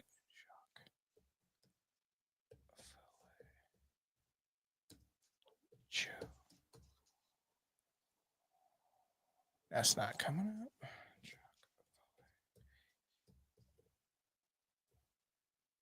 Can't see the screen right now. Joe. All right, this is not coming up the way I want to. So this guy named Valdez, one of the most bizarre evidence occurred in 1976 as Valdez says investigations around this area. We're talking about Skinwalker Ranch, I think still. Suspected that aircrafts of some type have landed twice, leaving 3 pod marks positioned in a triangle shape. Oh yeah, I've heard about this. The diameter of each pod was 14 inches. 2 crafts, 2 landings were similar triangle shapes, tripods, 28 inches and 4 inches in diameter. Investigators at the scene showed that there's small tripods that followed the cows. Oh yeah, for approximately 600 feet. I was watching a video on this. Interesting. Tracks of the cows show where they struggled and have fallen, like they were tracing all this. And then there's these weird tripods that sit into the ground. The small tripod tracks were around the cows. Other evidence shows that the grass around the tripods as they followed the cows had been scorched. As there's other yellow, oily substance located in 2 places under these small tripods. The substance submitted by the state police lab. The lab was unable to detect the content of the substance. A similar sample of the substance was submitted to a private lab, and they were unable to analyze the substance due to the fact that it disappeared and literally just disintegrated into nothing when they were trying to test it. Skin samples were analyzed by the state police lab and the medical examiner's office. It was reported the skin had been cut off with a sharp instrument.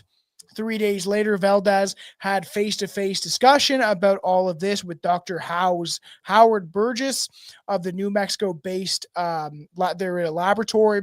The plan was to have the immediate vicinity checked for radiation. The Valdez plan was a good one. It turned out that the radiation levels in the location was no less than twice than normal. And Valdez's thoughts on the matter, it is the opinion of the writer that the radiation findings and are deliberately being left on the scene to confuse investigators. Matters were nowhere near finished. Valdez's marked these obvious weird discrepancies within the evidence. There was also no evidence that the tripod marks had returned and had been removed later. Tripod marks were left all over Mr.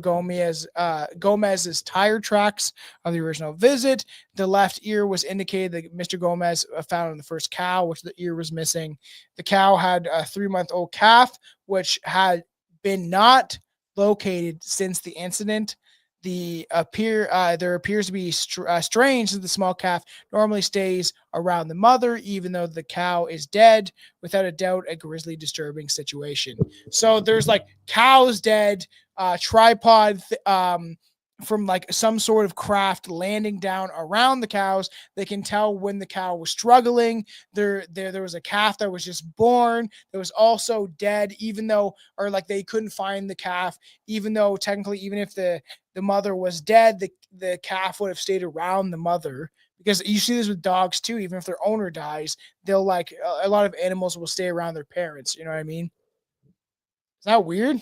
Another thing I'm just thinking here when I was listening to you talking is why cattle?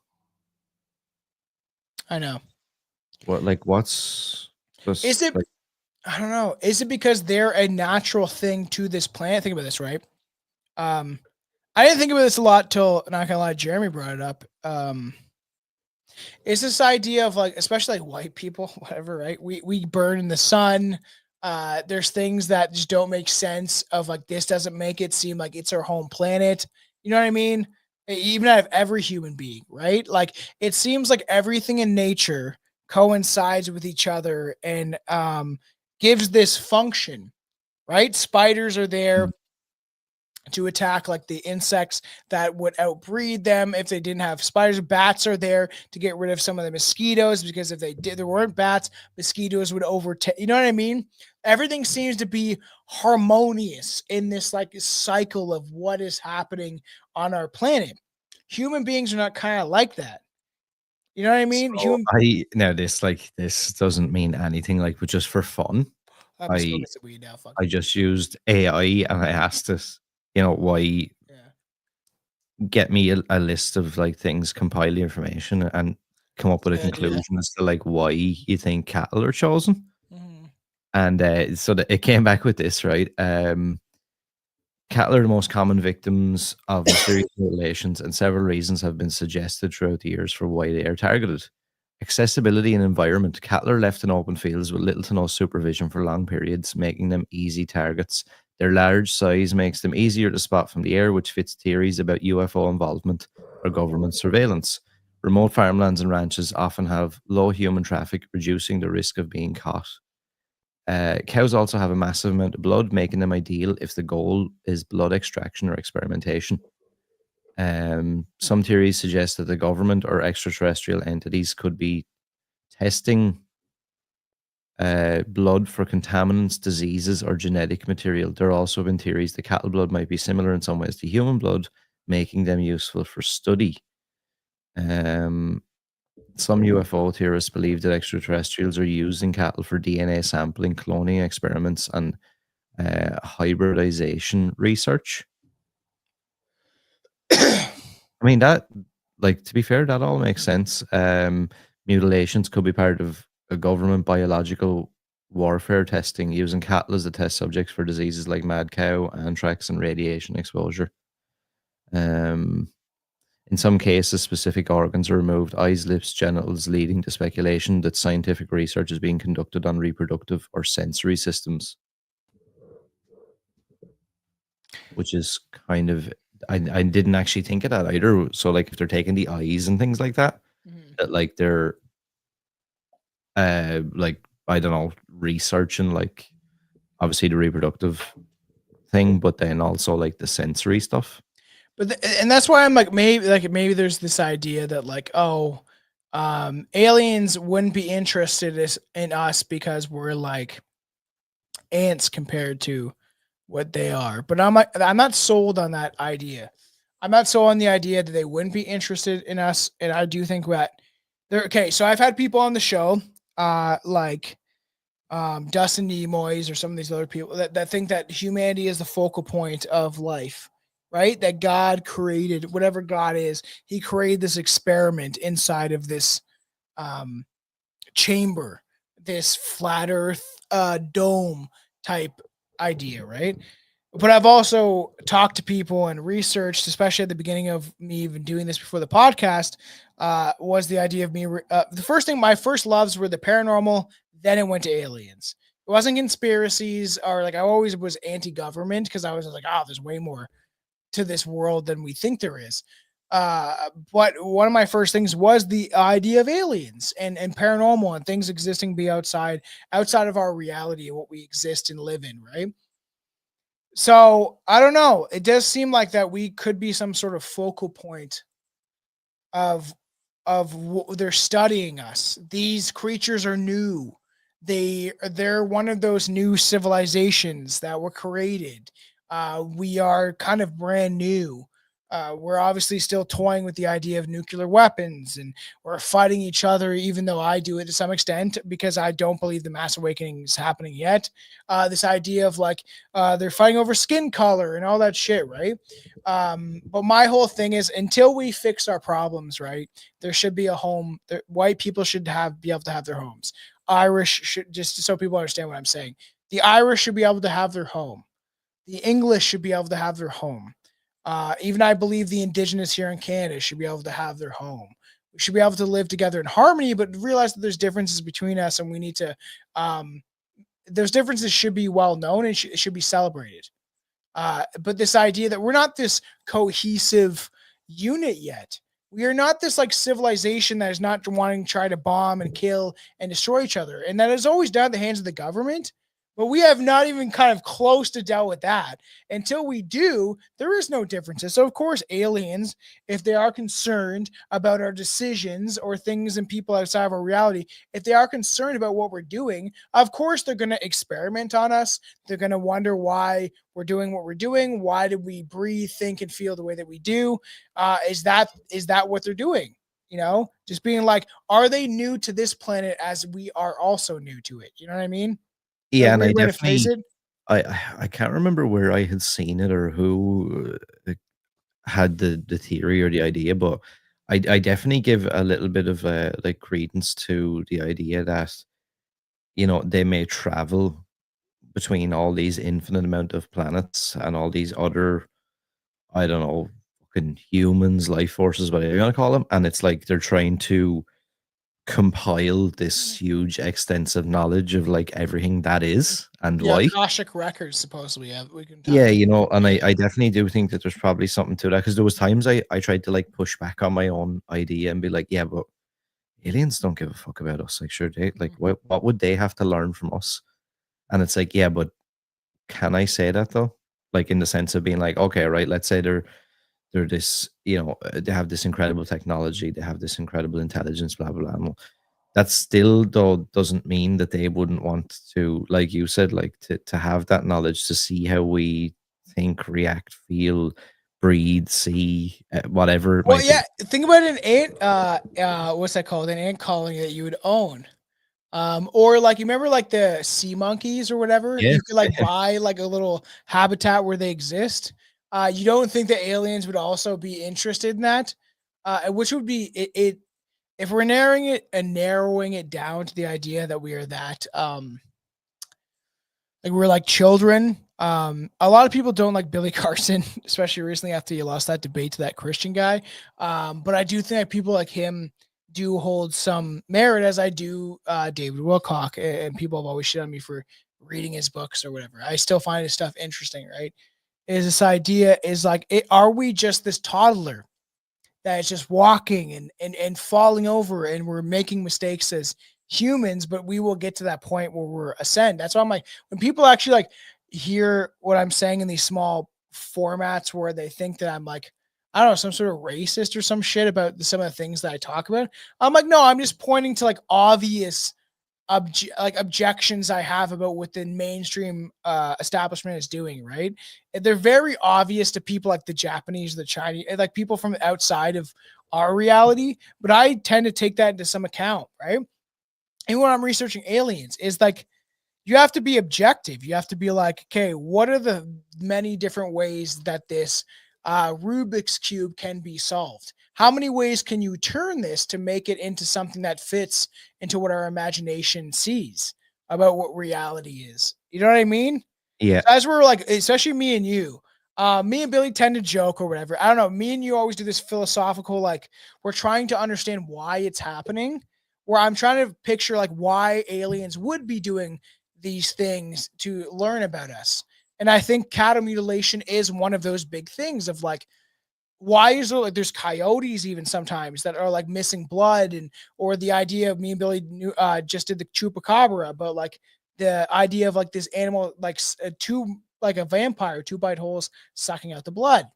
What does that have to do with? Are those creatures outside of what we understand? You know what I mean? What are they doing to really figure out who we are?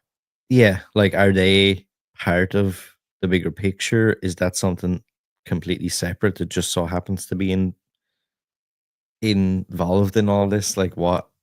It's funny, like when you're trying to like see those connections between what and why. So I got a couple more videos. So this one's I'll play 2 in a row and we'll talk about them. Saw that one. So here, this one's weird. This is actually one. So me, Billy, and Alex have a chat. Alex used to be on the show.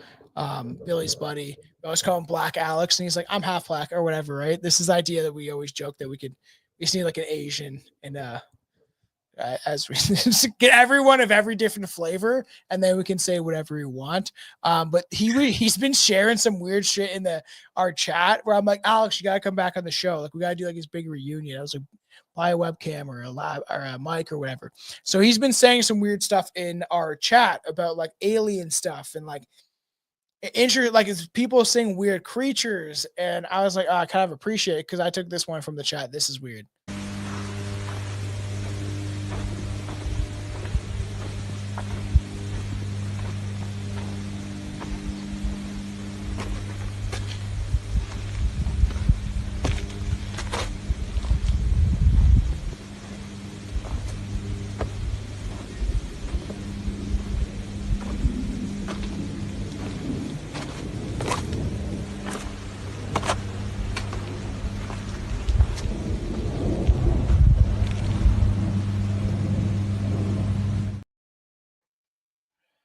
Is that weird? That is weird. And another thing, I know it's only a short clip, but if you notice as well, why wasn't that like covered in like maggots and flies and stuff? Yeah, I know. And that's what that last guy said in a totally different place, totally different video of like, hey, there's like no blood. Where's all the maggies? Because especially if you're a cattle farmer, there would be a chance that your sheep or your pig might wander off the farm. And then you'd be like, okay, you eventually find it. And then there's like no blood drawn from it. There's puncture holes, but like there's a lot of weird things when it comes to cattle mutilation.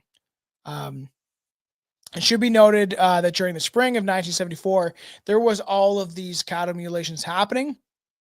They say it was due to heavy snowfall, but the carcasses have been eaten by a predator. These carcasses do not resemble the carcass of mutilated cows. Investigations have narrowed down these theories, which involve experimental use of B12 vitamins, the vitamin B12, you guys have said. Test of the lymph node system. During the investigation, an intense study had been made of what involved germ warfare testing and the possibility of maybe germ warfare. So it isn't interesting to actually take that into account. That is the government doing, or some people in other countries, whatever. It's weird how it's focused on certain places, New Mexico. This is actually being reported all around the world, but is it like a germ warfare, chemical warfare type of thing that they're doing on, you know how they poisoned everyone in New York? Like they gave them acid. This is a fact during like the idea of MK Ultra.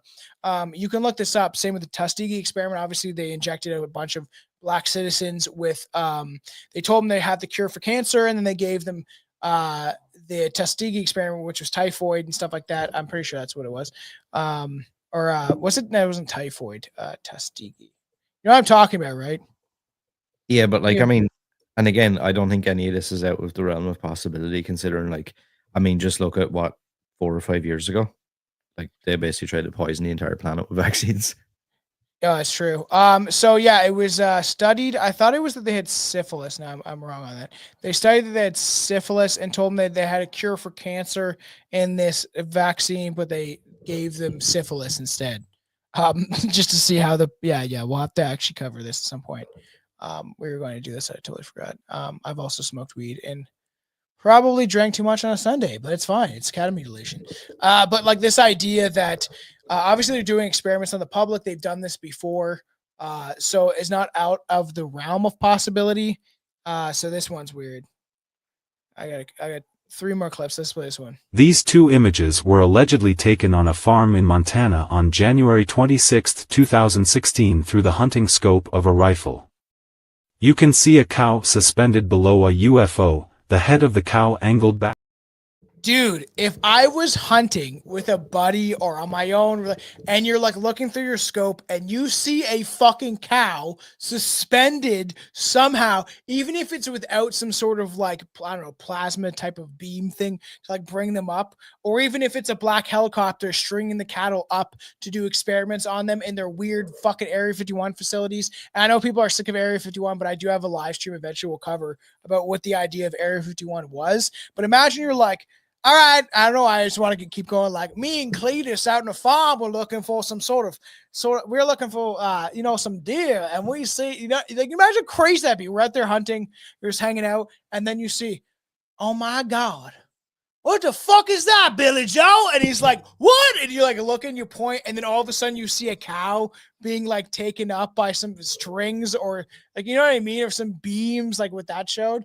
But like, and that kind of stuff, like, look, again, I'm not saying one way or the other whether it is or it isn't, but like that's the kind of shit that like makes the arms on my hair, like the hairs on my arms stand up. I'm like, ugh.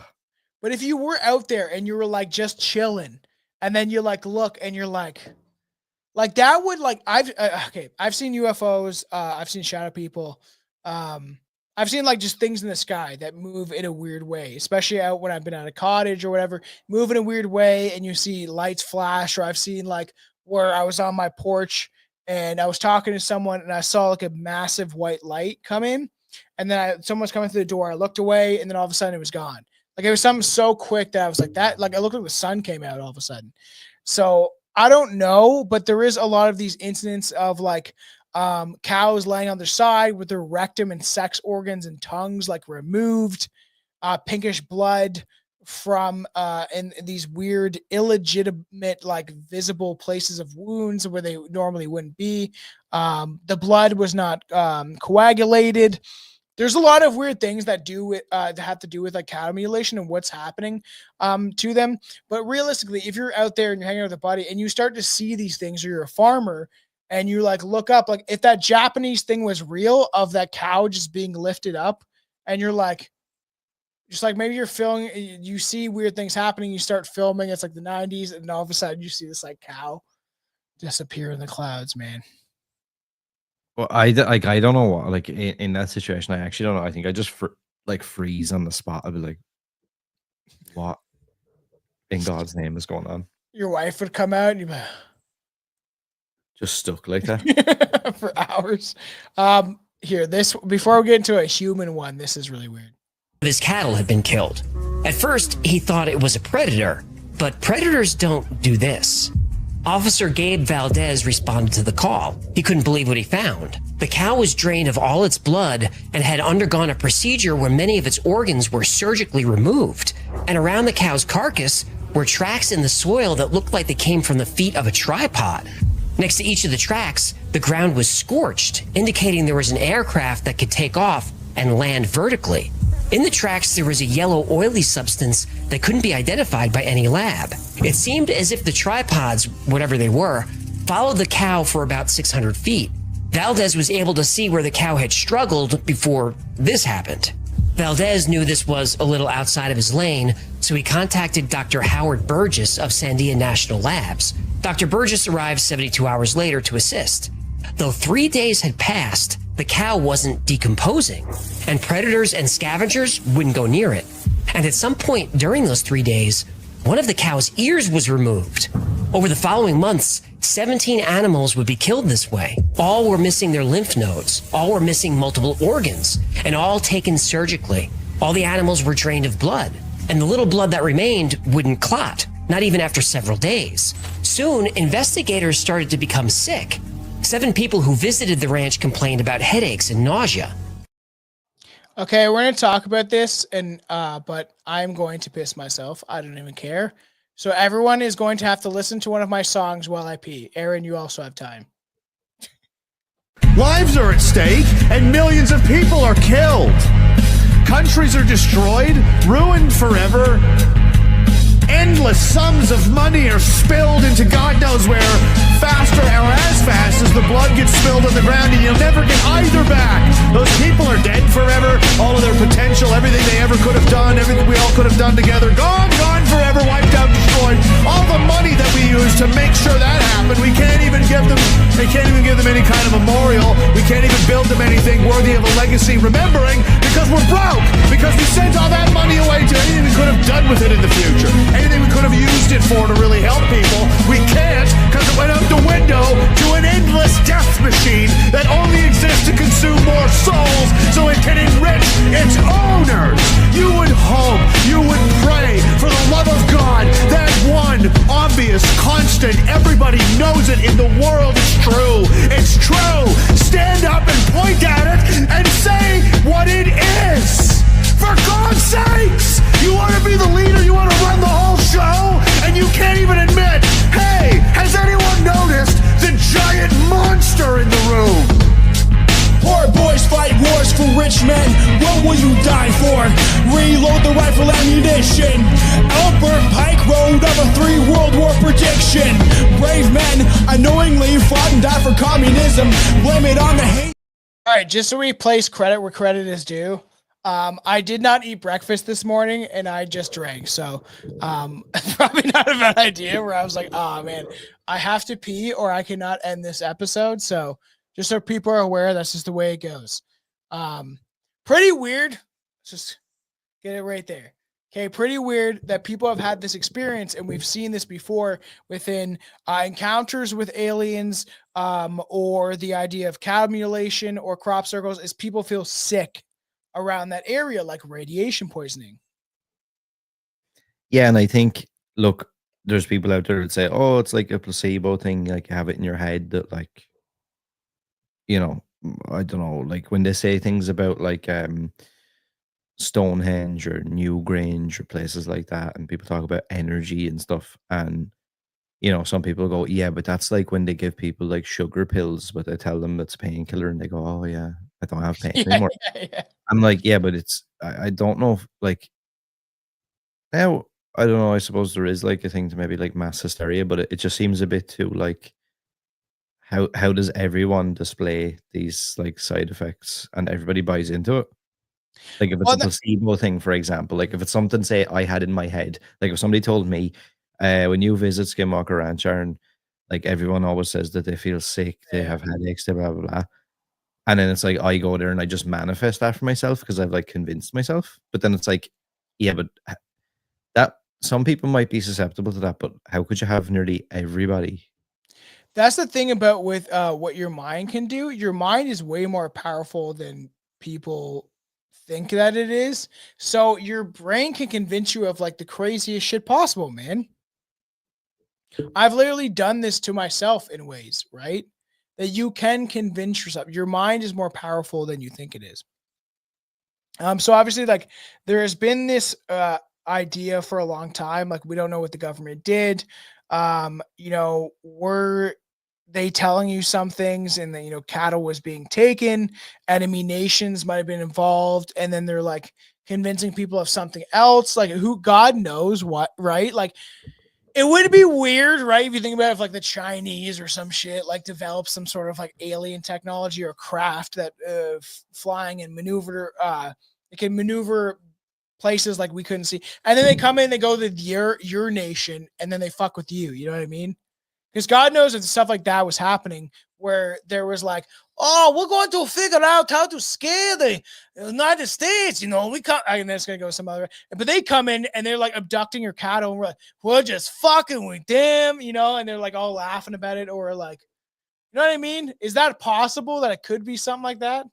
I mean, do you know what? I think as the years go on and like the world seems more and more mad, the more I'm open to like literally anything at this point. Like sometimes I used to just instantly discredit stuff, and now I'm like, you know what? Actually, I don't know if anything would surprise me anymore because Remember that the Chinese balloons going over the United States, like and they went over Canada and went through Canada, and they're like, "There's these mysterious balloons," and then they just didn't give a fuck, and nothing happened to them.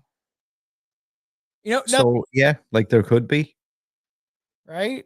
So crazy. And then obviously they were working on atom bombs. I was like skimming through some of the research. So there's all the government agencies to some extent that I've seen radiation. There's one place called Gas Buggy, where their cattle might have been affected by these poisonous gases that the military was maybe testing out.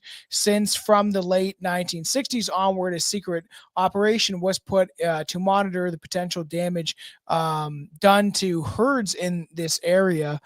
The result of secret studies, much has been done by black helicopters, which actually have an episode ready to go at some point if we want to talk about that. But like late at night in these ranches, where the kind of birth of this phenomenon kind of came from, this idea of cow mutilation, New Mexico, Colorado, where there was this idea that there was some sort of alien force coming down and manipulating cattle and killing them. And to me, I don't know, there's some weird things that happen in this world, and I've seen things on my own regard, right? But is the idea that the government, right, the big government, they're the ones that are doing it.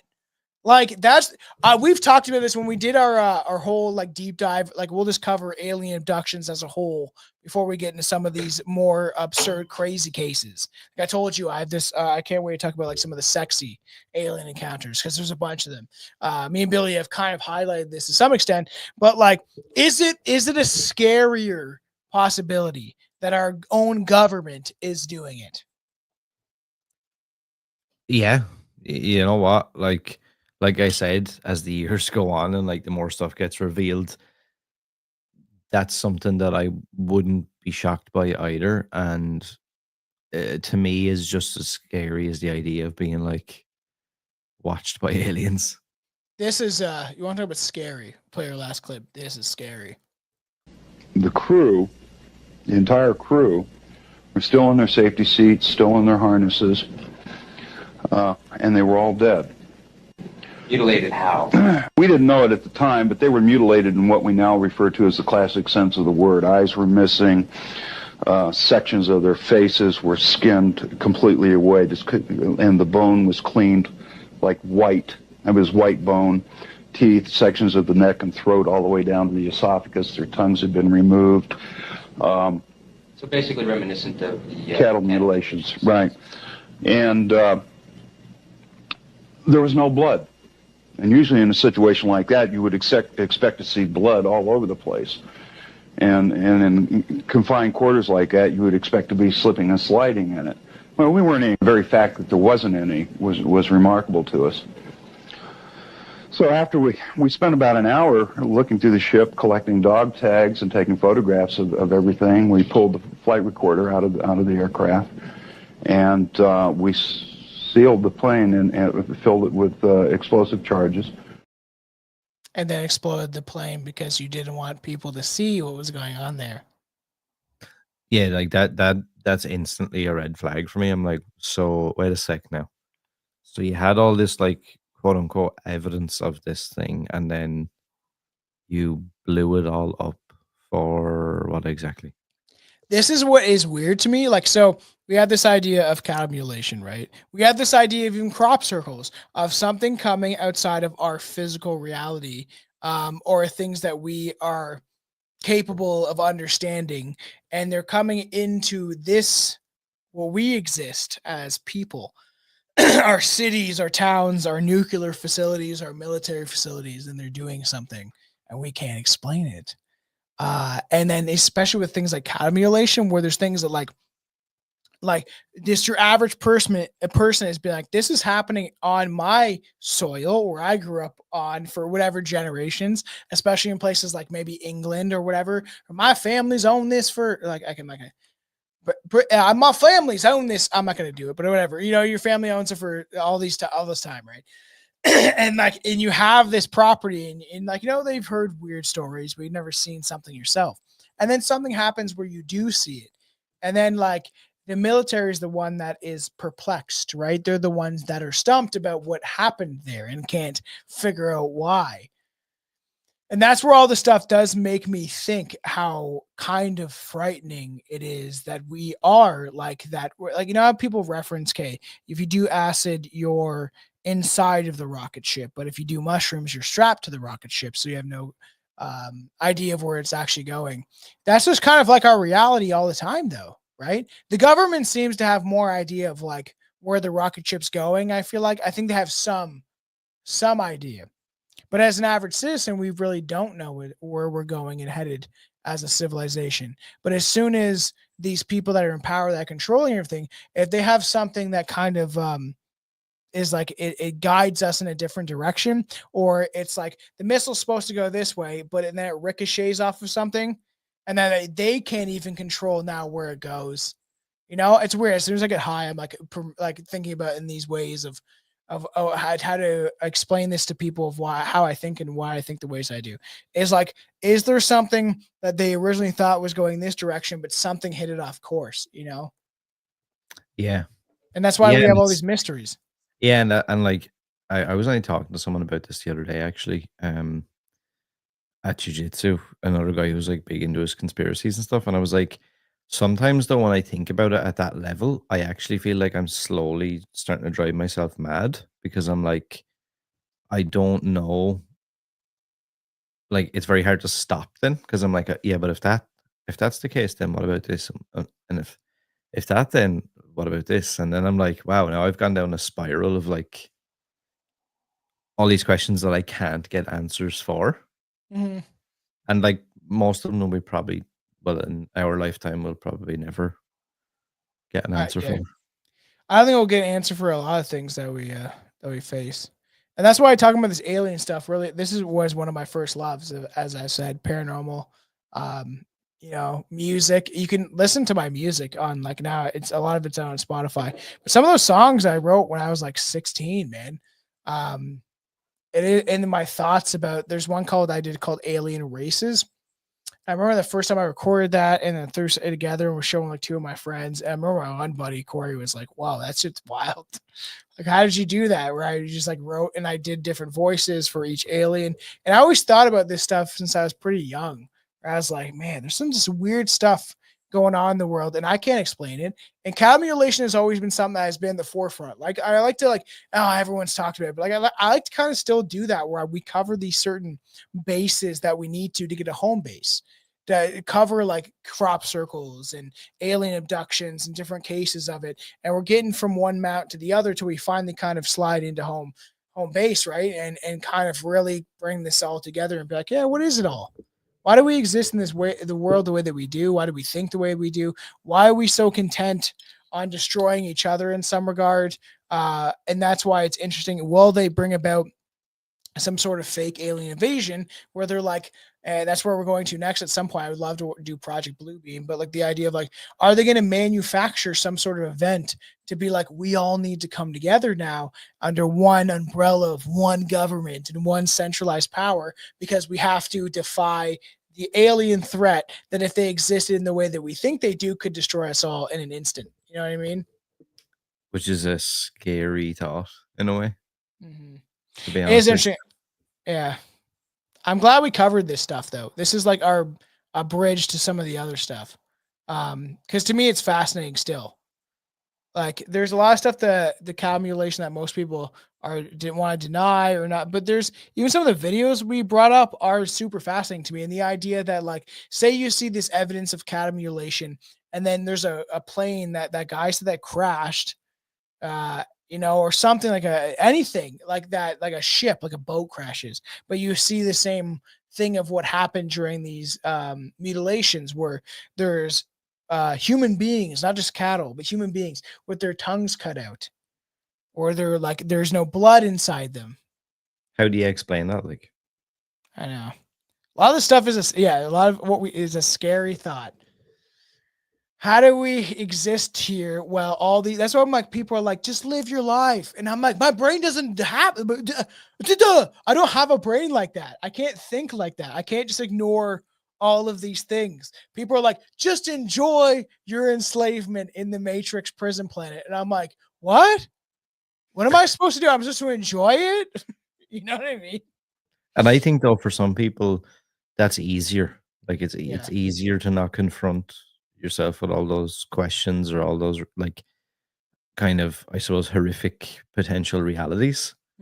And for a lot of people, I think it's yeah, and and I think it's like, you know, it reminds me of like, you know, loosely like things like fucking They Live and stuff, where it's like, yeah, just consume your Netflix, just eat your garbage food, drink all your microplastics so your balls are full of plastic, and you know, and then just die and don't ask any questions about it. Just leave it alone. That's the craziest thing they try to sell us too. That is a good point of like, just that's why I always bring up in my music and stuff. I'm like, this idea that we live in a glass prison, right? I say one of the lines, I was like, yeah, in this glass prison of idiocracy, right? Like it is weird, like how we live inside that and people don't, like we are living in idiocracy in a lot of regards of like, if you watch that movie, man, look at our world, dude. And like, if you think about it, right, it's probably the best magic trick that you could ever pull off, in the sense of, okay, right, so if I'm a criminal or whatever and I'm after doing something absolutely crazy and I need to be locked up, I obviously don't, like most people don't volunteer to go to prison for life. Do you know what I mean? Outside of like, I'm sure there's outliers there of like lunatics who like want to go to jail or like whatever. But most people that commit crimes, whatever, or have done something to land themselves in prison don't want to be there.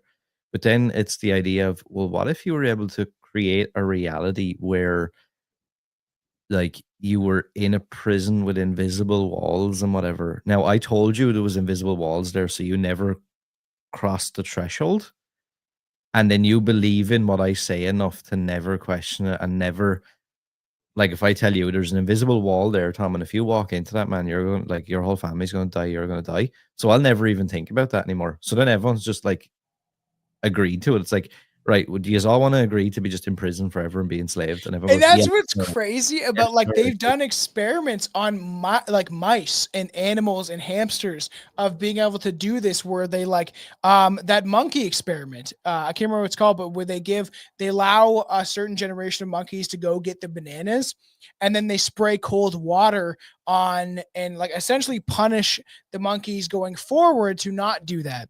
And then eventually, like, new monkeys are born and they try to go find that food. There's food there. We need to get it. And then they won't even, they've taken the cold water or the punishment out of the conclusion, but the monkeys after generations now will not even try to touch it, because now this fear of all the other generations of monkeys have now instilled into the future generations of monkeys. And look at our society. Everyone's like, don't knock over that. Don't knock over the big tower that is consuming all of our money, time, and energy. Don't do that. Ignore that. Ignore the giant eye like Sauron in the sky that is watching over all of us and saying, if you do this, we will literally unalive you and take you off this planet, much like the people connected to Hillary Clinton, amongst other people like Jeffrey Epstein. If you ever try to point the eye in the sky at us, then it's over for you and you don't exist anymore. And that's a huge problem when we look at the world now. And it's funny that some of these episodes bring out that idea of like, do people not see this happening? How far this could get? Like, we're lucky we have this ability to communicate with people and do these lives and do this podcast and generate it for thousands of people that listen or whatever. But this idea of like, this might not exist at some point. So take what you can now and consume as much knowledge as you can now, because what my concern has always been, and people think I'm crazy for it, is that one day everything just shuts off and then we go into total chaos. Would you be able to survive that in where you're living now? No, and that's the thing. And I think people need to be realistic about that as well. If that was to happen, like right now, majority of people, yeah, majority of people would be dead within what, 2-3 days? Yeah, probably. Like A genuinely, couple weeks. like, Yeah. like either through murder, you're Yeah. just gonna get killed and steamrolled, or if not that, then like you're just gonna have no clue. What's something we need to do for your show? Because a lot of these topics are interesting. We have a lot of people watching in the chat, but I think a lot of people are kind of being hopefully humbled by some of this conversation. Is like, we don't control as much as you think we do. And we've lost this ability to collectivize and to stick together, especially whites and blacks and indigenous or whoever that exist that are not seeing what's happening from all the other people that are coming in. Like, of course, there's been Canadians that were black or Asian that have been in Canada for literally like 300-400 years at this point. And we all need to stick together. If you not see what's happening to some regard around the world and the influx of people coming into the Western world, if you don't see that, it's not my problem. You don't see it, but this is something that is very real. It's not aliens or cattle mutilation or crop circles. It's a real thing that's happening. And would you be prepared if all of a sudden all the power shut off and the structure of our society just collapses? Would you be able to sustain yourself and survive? Or would you just succumb to all the other things around you that are happening? You know, that's why I do think it's good to do jujitsu and stuff like that. And like, strong. Like, look, I'm not saying, I think it's clear my stance on a lot of this stuff, but I got very focused on like Ireland is basically being just torn apart from the inside out. And I don't want to say I was blaming, but like a lot of the focus is obviously put on these illegals and whatever that are being brought into the country. Now look, while lots of them are scam artists, murderers, like just pure scum, obviously I don't agree with that. But it's that funny again, it's that like tactic of being like, okay, right, we're bringing in all these people, we're giving them all this stuff, whatever, while our own people suffer. But the focus for a lot of people isn't actually on the problem. The focus is, oh, that brown guy that lives down the street from me now that gets everything for free while I have to work. And I'm super focused on him, and I'm not super focused on the guys in the suits who are laughing behind your back going, ha ha ha. So while you all bicker among each other and you all want to like kill each other, we're just going to sit back now and just laugh. And that's what's crazy to me, and this gets brought up often on the show, right? Because like it's not like a thing that is not. It's if it, like I said, if it's just happening in Canada, it'd be like bad leadership. It's even happening in America. People are like, oh, like Trump is this great thing. Now he's actually promoting the idea of these legal, yes, immigrants coming in and replacing the population. Like it doesn't matter where you come from; they're doing it to just our countries, and that's why it's interesting, especially places in Ireland where it had. And this was the New World Order. This is the shit that I was reading about 15 years ago, of this idea of the influx of third world people coming in, obviously with lower IQs. That is like a statistical fact that's a thing. And then they come in and then they don't see the problems because we're paying for them to exist. And then they don't notice it till it's too late. And often they don't have the education. Even like, I'm not shitting on people from the third world either. People in Canada that have college degrees are some of the stupidest people that I've ever talked to in my entire life. They don't understand what it's like to critically think. The only reason why they're good at school is because the ability. Oh, here comes the cops. Come get me. The ability is going to drag you over there. It is the ability that they're able to like they can facilitate this structure over people, right? And it's funny that this conversation got to this because like it's happening everywhere. There is nothing there to come save us. And so if something did happen, so to speak, like I was going to say, one thing I think would be a great conversation for your show, because we can maybe not dive into some of these more controversial aspects of these ideas, but the purge of being able to cover something that could happen. Are you kidding? You look at our society today. You don't think something like the purge could happen? Like they would be like, all right, you need to get out your aggravation and aggression against all these immigrants. Now is the time. You know what I mean? Here's I suppose a question to kind of end it on is what do you think, if we tie it back into kind of what we were talking about? Let's say like the traditional sense of what people think about when they think of aliens, you know, you think and if we were to be invaded, lots of people think of stuff like Independence Day, for example. Oh yeah. We should Let's actually cover just that in your show. let's just say though we were to get invaded. How do you think the world would react? Would we all of a sudden forget about all those differences and all those things that we were like, or do you think it'd just turn into like some weird free for all?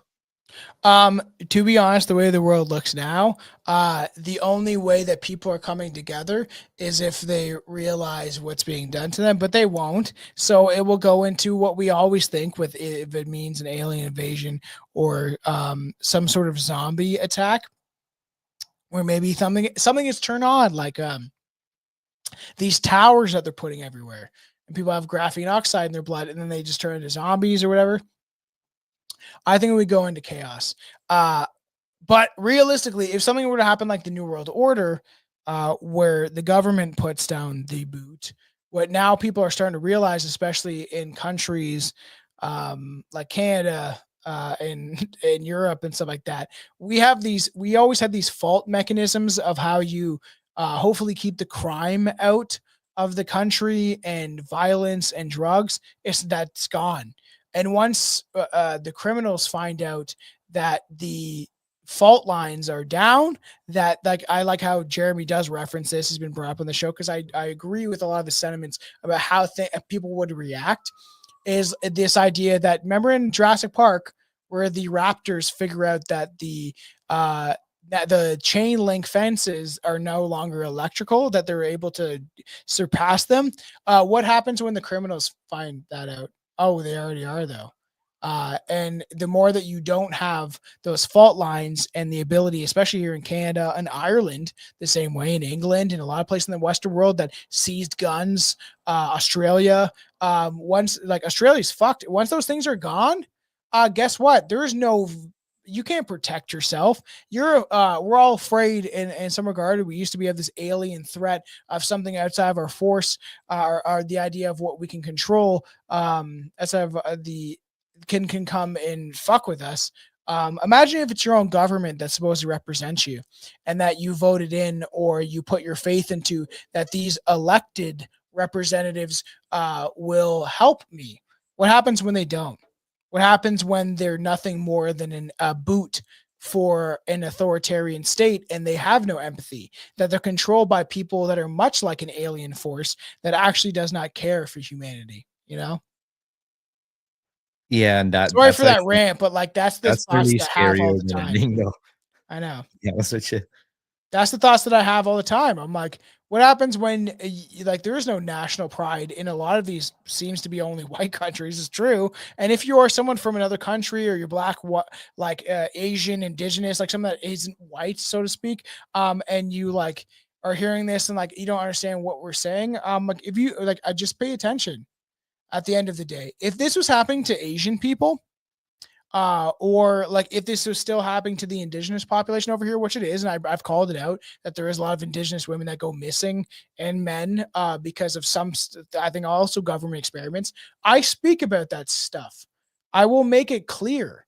But yeah, when things are happening like they are in South Africa, where they've confiscated 300,000 guns from all the white farmers, and now the South African government is calling for the genocide of white people. Yeah, if that was the other way around, I'd still be calling it out. So these Yeah. important issues are not aliens. These are real things that are happening. You know, And it's, I think it's easy nowadays as well to like, how would I say ignore it? it. Like, yeah, like a lot of people just want to put their head in the sand and be like, it's not happening, it's not happening, it's just going to go away. And like, It's not fine. happening here. It's not happening here yet. It's not happening. You know what I mean? And I remember that was always the thing with Ireland. And not that I ever thought like that, but like, you know, I would look at the news in other countries and just like, you know, I remember having conversations with people and you'd be going like, over here, look, we've always had issues in Ireland. Always. fight each There's always other. been something like, yeah. But I remember a lot of those things like you'd be going, isn't that crazy? Like, oh, but that's America.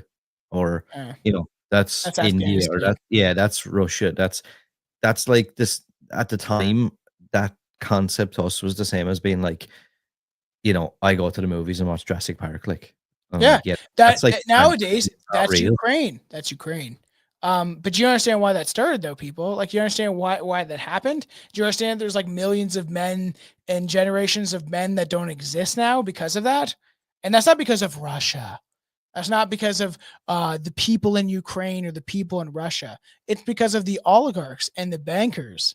The amount of people that I see that are like, Ukraine, bro. When I was 17, I knew that was the sex trafficking, child trafficking hub of the world, that they were trafficking people through Ukraine, specifically in capturing people through that, whatever you want, country. You know, I remember hearing about that through hip hop artists, through things I was researching.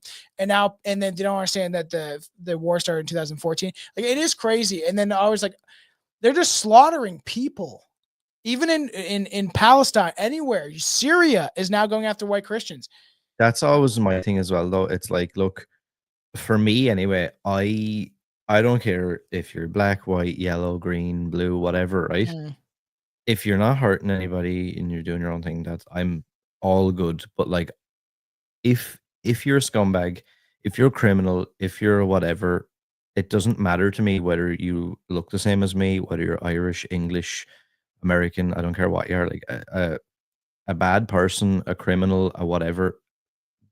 It's there's no like set race, like, and I think it's become like this thing of being like, well, polarized, you know, like, yeah, like, so all the Irish people now hate quote unquote foreigners. That's like the new line is like, if you're not happy with what's happening, oh, you just don't like foreigners, then that's just like, that has nothing to do with it though. And while we're focusing on this, and while I see all these groups in Ireland that are saying like, oh, all the men are going to go out and patrol the streets and do this and do that. Yes, there's lots of criminals coming in. There's lots of convicted rapists and mentally ill people coming from Algeria and all these mad countries that shouldn't be here. But what we have to remember is though, right, while we're out and we're wanting to kick these people's heads in, while we're doing that though, the guys who are orchestrating all this are untouched. Nobody's doing anything to like make them uncomfortable. Nobody's doing anything to kind of, you know, reverse engineer all the shit that they're doing to us. So they're happy enough for us to go out and punch the head off each other.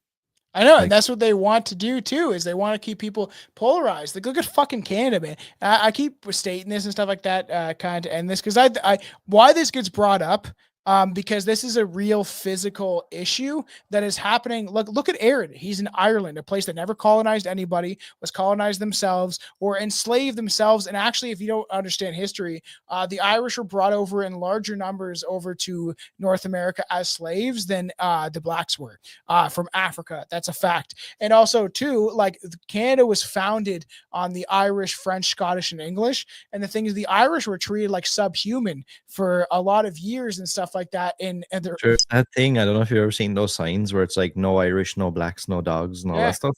I mean, like, think about that. Like, They did that just to, yeah. crazy. I know. And I have that somewhere in my blood. I have also English blood, right? The people that were not, I'll never think it's the people, it's the government. It's always been these established empires. Do you think that the French government was working in interest of the French people when they were colonizing countries or whatever? No. They were doing their own regard, and there was people that were forced to come over here a lot of times. That's something that gets brought up often of like, you guys did this. Yeah.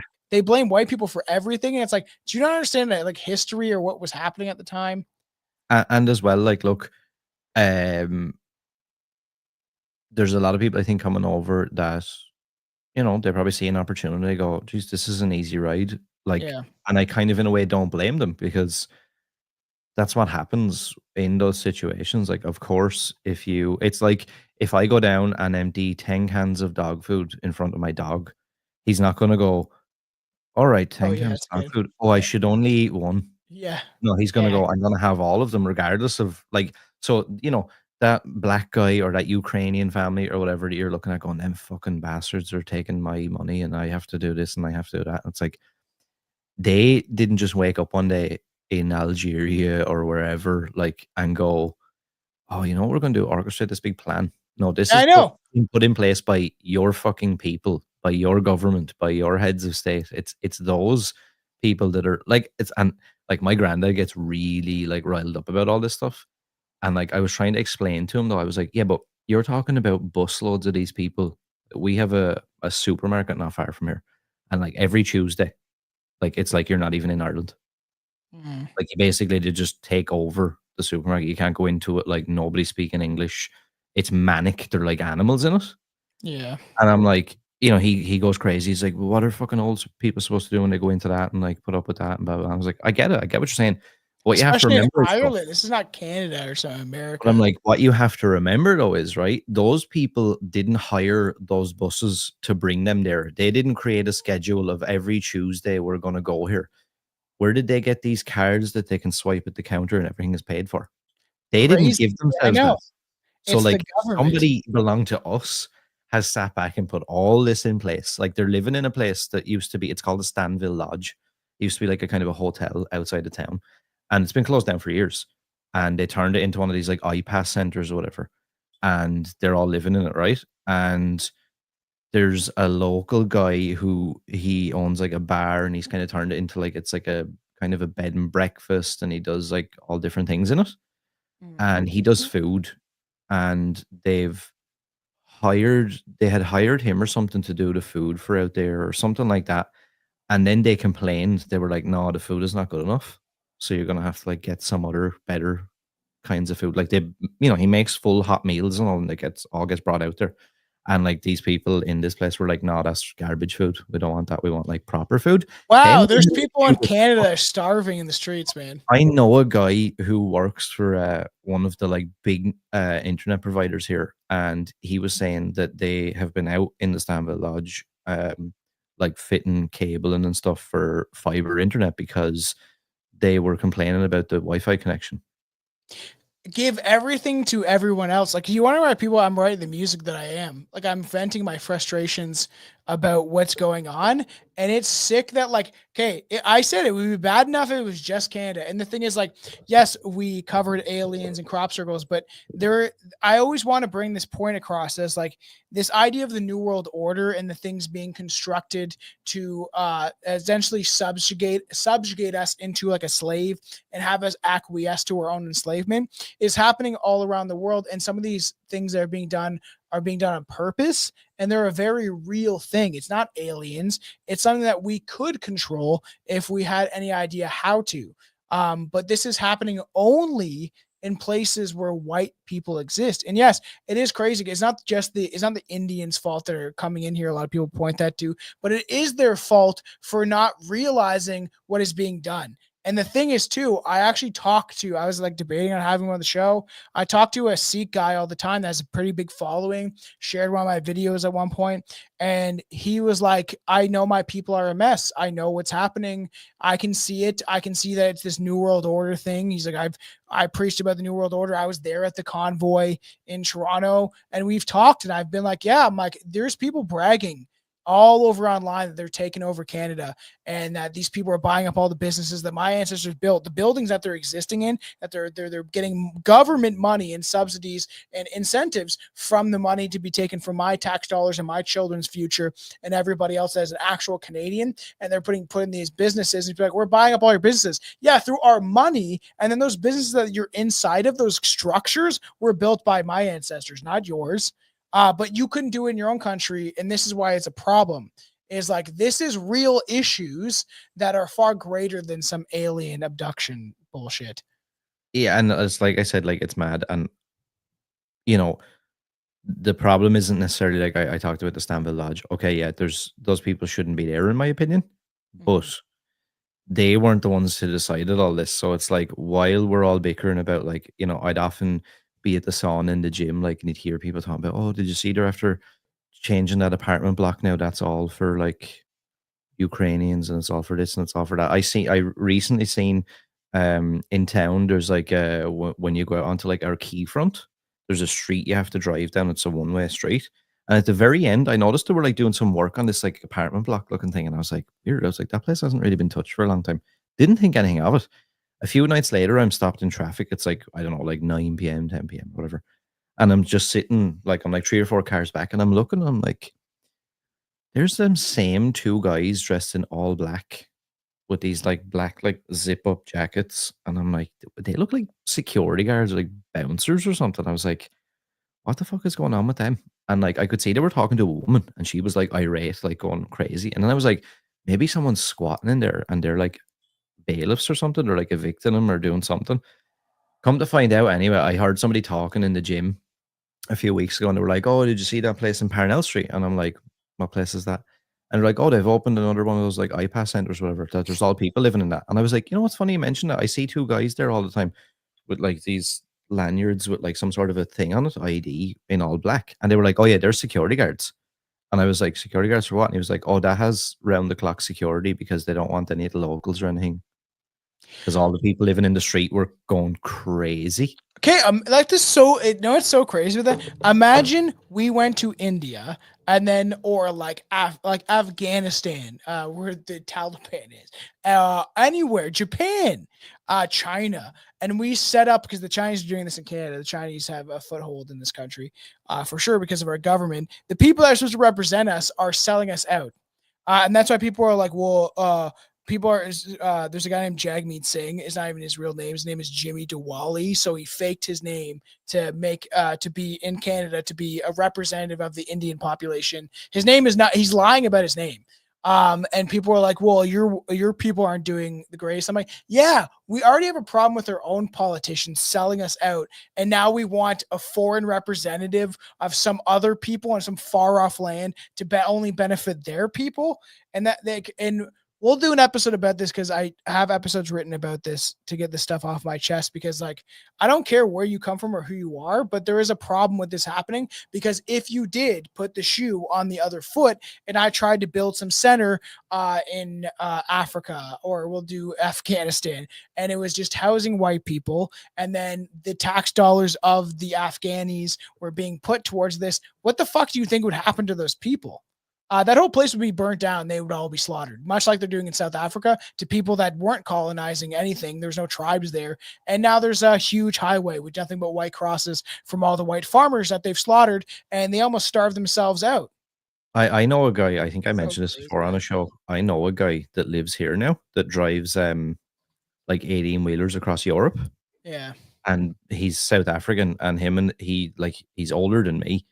And like he still lives with his mother and stuff, but they had to flee South Africa because they had like land. They had like, I wouldn't call it a farm, but like they had like a lot of land and they had animals and they had stuff, and it was just, they were basically just told like, either we're giving you the option that you can leave, or we can just kill everybody and just take it anyway. So it's like up to you, whatever you want to do. So then this is happening all around the world to only a specific kind of people. And you can't convince me that's not a thing that's happening. And for people to deny it, don't worry, like it's coming to you at some point. If for some reason they get away with it and they're just white people just don't exist in 200 years, you will see how fucking quickly things will just collapse around you. Like I said, 80% of the food that comes to the African citizens are from South Africa, from the white farmers. And that's a fact. So you can deny reality all you want. And I say this a lot. I've brought this up a lot on issues because it's a physical threat that is happening to us now. But yeah, if the amount of tax dollars and money that goes to places from white people's pockets, or people in, like, even not just white people, but people that live in Canada or the United States, they're citizens there, and the amount of tax money they pay, and that includes the black population and the Asian population that has existed here for generations, that all gets sent to other countries. And without that money, India doesn't exist. A lot of countries like that in the third world do not exist. They would have killed each other and starved each other out decades ago if it wasn't for our money keeping that country alive, and other countries like that in the third world. So this idea of like, you're going to be the superpower, the only reason you would be is be off the backs of everybody else, including the Chinese, who have established a very good foothold into creating a massive army, and they're very intelligent, or teaching their children in their own ways through propaganda, but their civilians are on crack of the whip, and those people are going to whatever they want them to do. They're under complete control, and if you don't realize that's coming to us, then you're not very smart. And it's a scary thought, and you won't have a choice. No, if you don't do anything now, it's too bad. People don't realize, the replacement, and especially since Canada. That's why I've said. That's why I was like this. I wasn't talking about this 2 years ago, man. It's because it's happened. Like I said in one of my videos on TikTok that reached a lot of people. I was like, it's like the switch just got flicked on. Here we go. Welcome to the New World Order. Well, cattle mutilations, weird shit going on in the world. This needed to get out, obviously, for both of us. But these are real issues that we will bring up on the show, because I do think it is important to talk about. And if you don't like it, then I'm not here to cater to everybody. I'm here to like wake people up, no matter where you are, who you are, what you are, where you come from. At the end of the day, you can say it's not coming for you, but it is coming for you. You will find out very quickly. So, but weird. I think it's all weird and all kind of adds up, because really it's all about control and domination, It's, yeah. I don't know. I wouldn't mind talking about the purge on your end, though. I think that would be a good one to ponder some of these situations that we're facing, Becoming more and more realistic by the day as well. Sure seems like it. We thank everybody for tuning in and listening. Obviously, this went kind of off, but this happens where we're doing it live. We're hanging out. We're just enjoying ourselves to some extent. And I've always wanted to cover cattle mutilation, so we kind of peppered in UFOs and replacement migration. But like, I want everyone to obviously support the show, like, comment. Obviously, if you're on YouTube, Rumble, wherever you're watching it, subscribe, like, share it would be much appreciated. And everyone on the audio, obviously 5-star rating, reviews, and support the Patreon. I see more and more people popping their heads in, having a subscription, and leaving or joining or whatever, but we'll have more stuff to offer on Patreon soon. But obviously buy merch. You can get shirts like the one I'm wearing, or the one that's in the background on the merch site. All that stuff is really appreciated. And of course, everything that's free is much appreciated, of you just sharing it and all that stuff. Unfortunately, yes. Awesome conversation. Thanks, Tom and Billy. That's Aaron. Billy is the white man that is very skinny. The other white man. Yeah. Billy will be back. His computer has been dead for a while now. We're figuring that out right now. He's like, I will buy one. Don't worry. But I'll start calling you Billy and then calling him Aaron. And I'll just fuck everybody up. I'll just be Billy till he comes back. Sorry, Aaron. Yes. Okay. So everyone support the show. It would be much appreciated in all ways.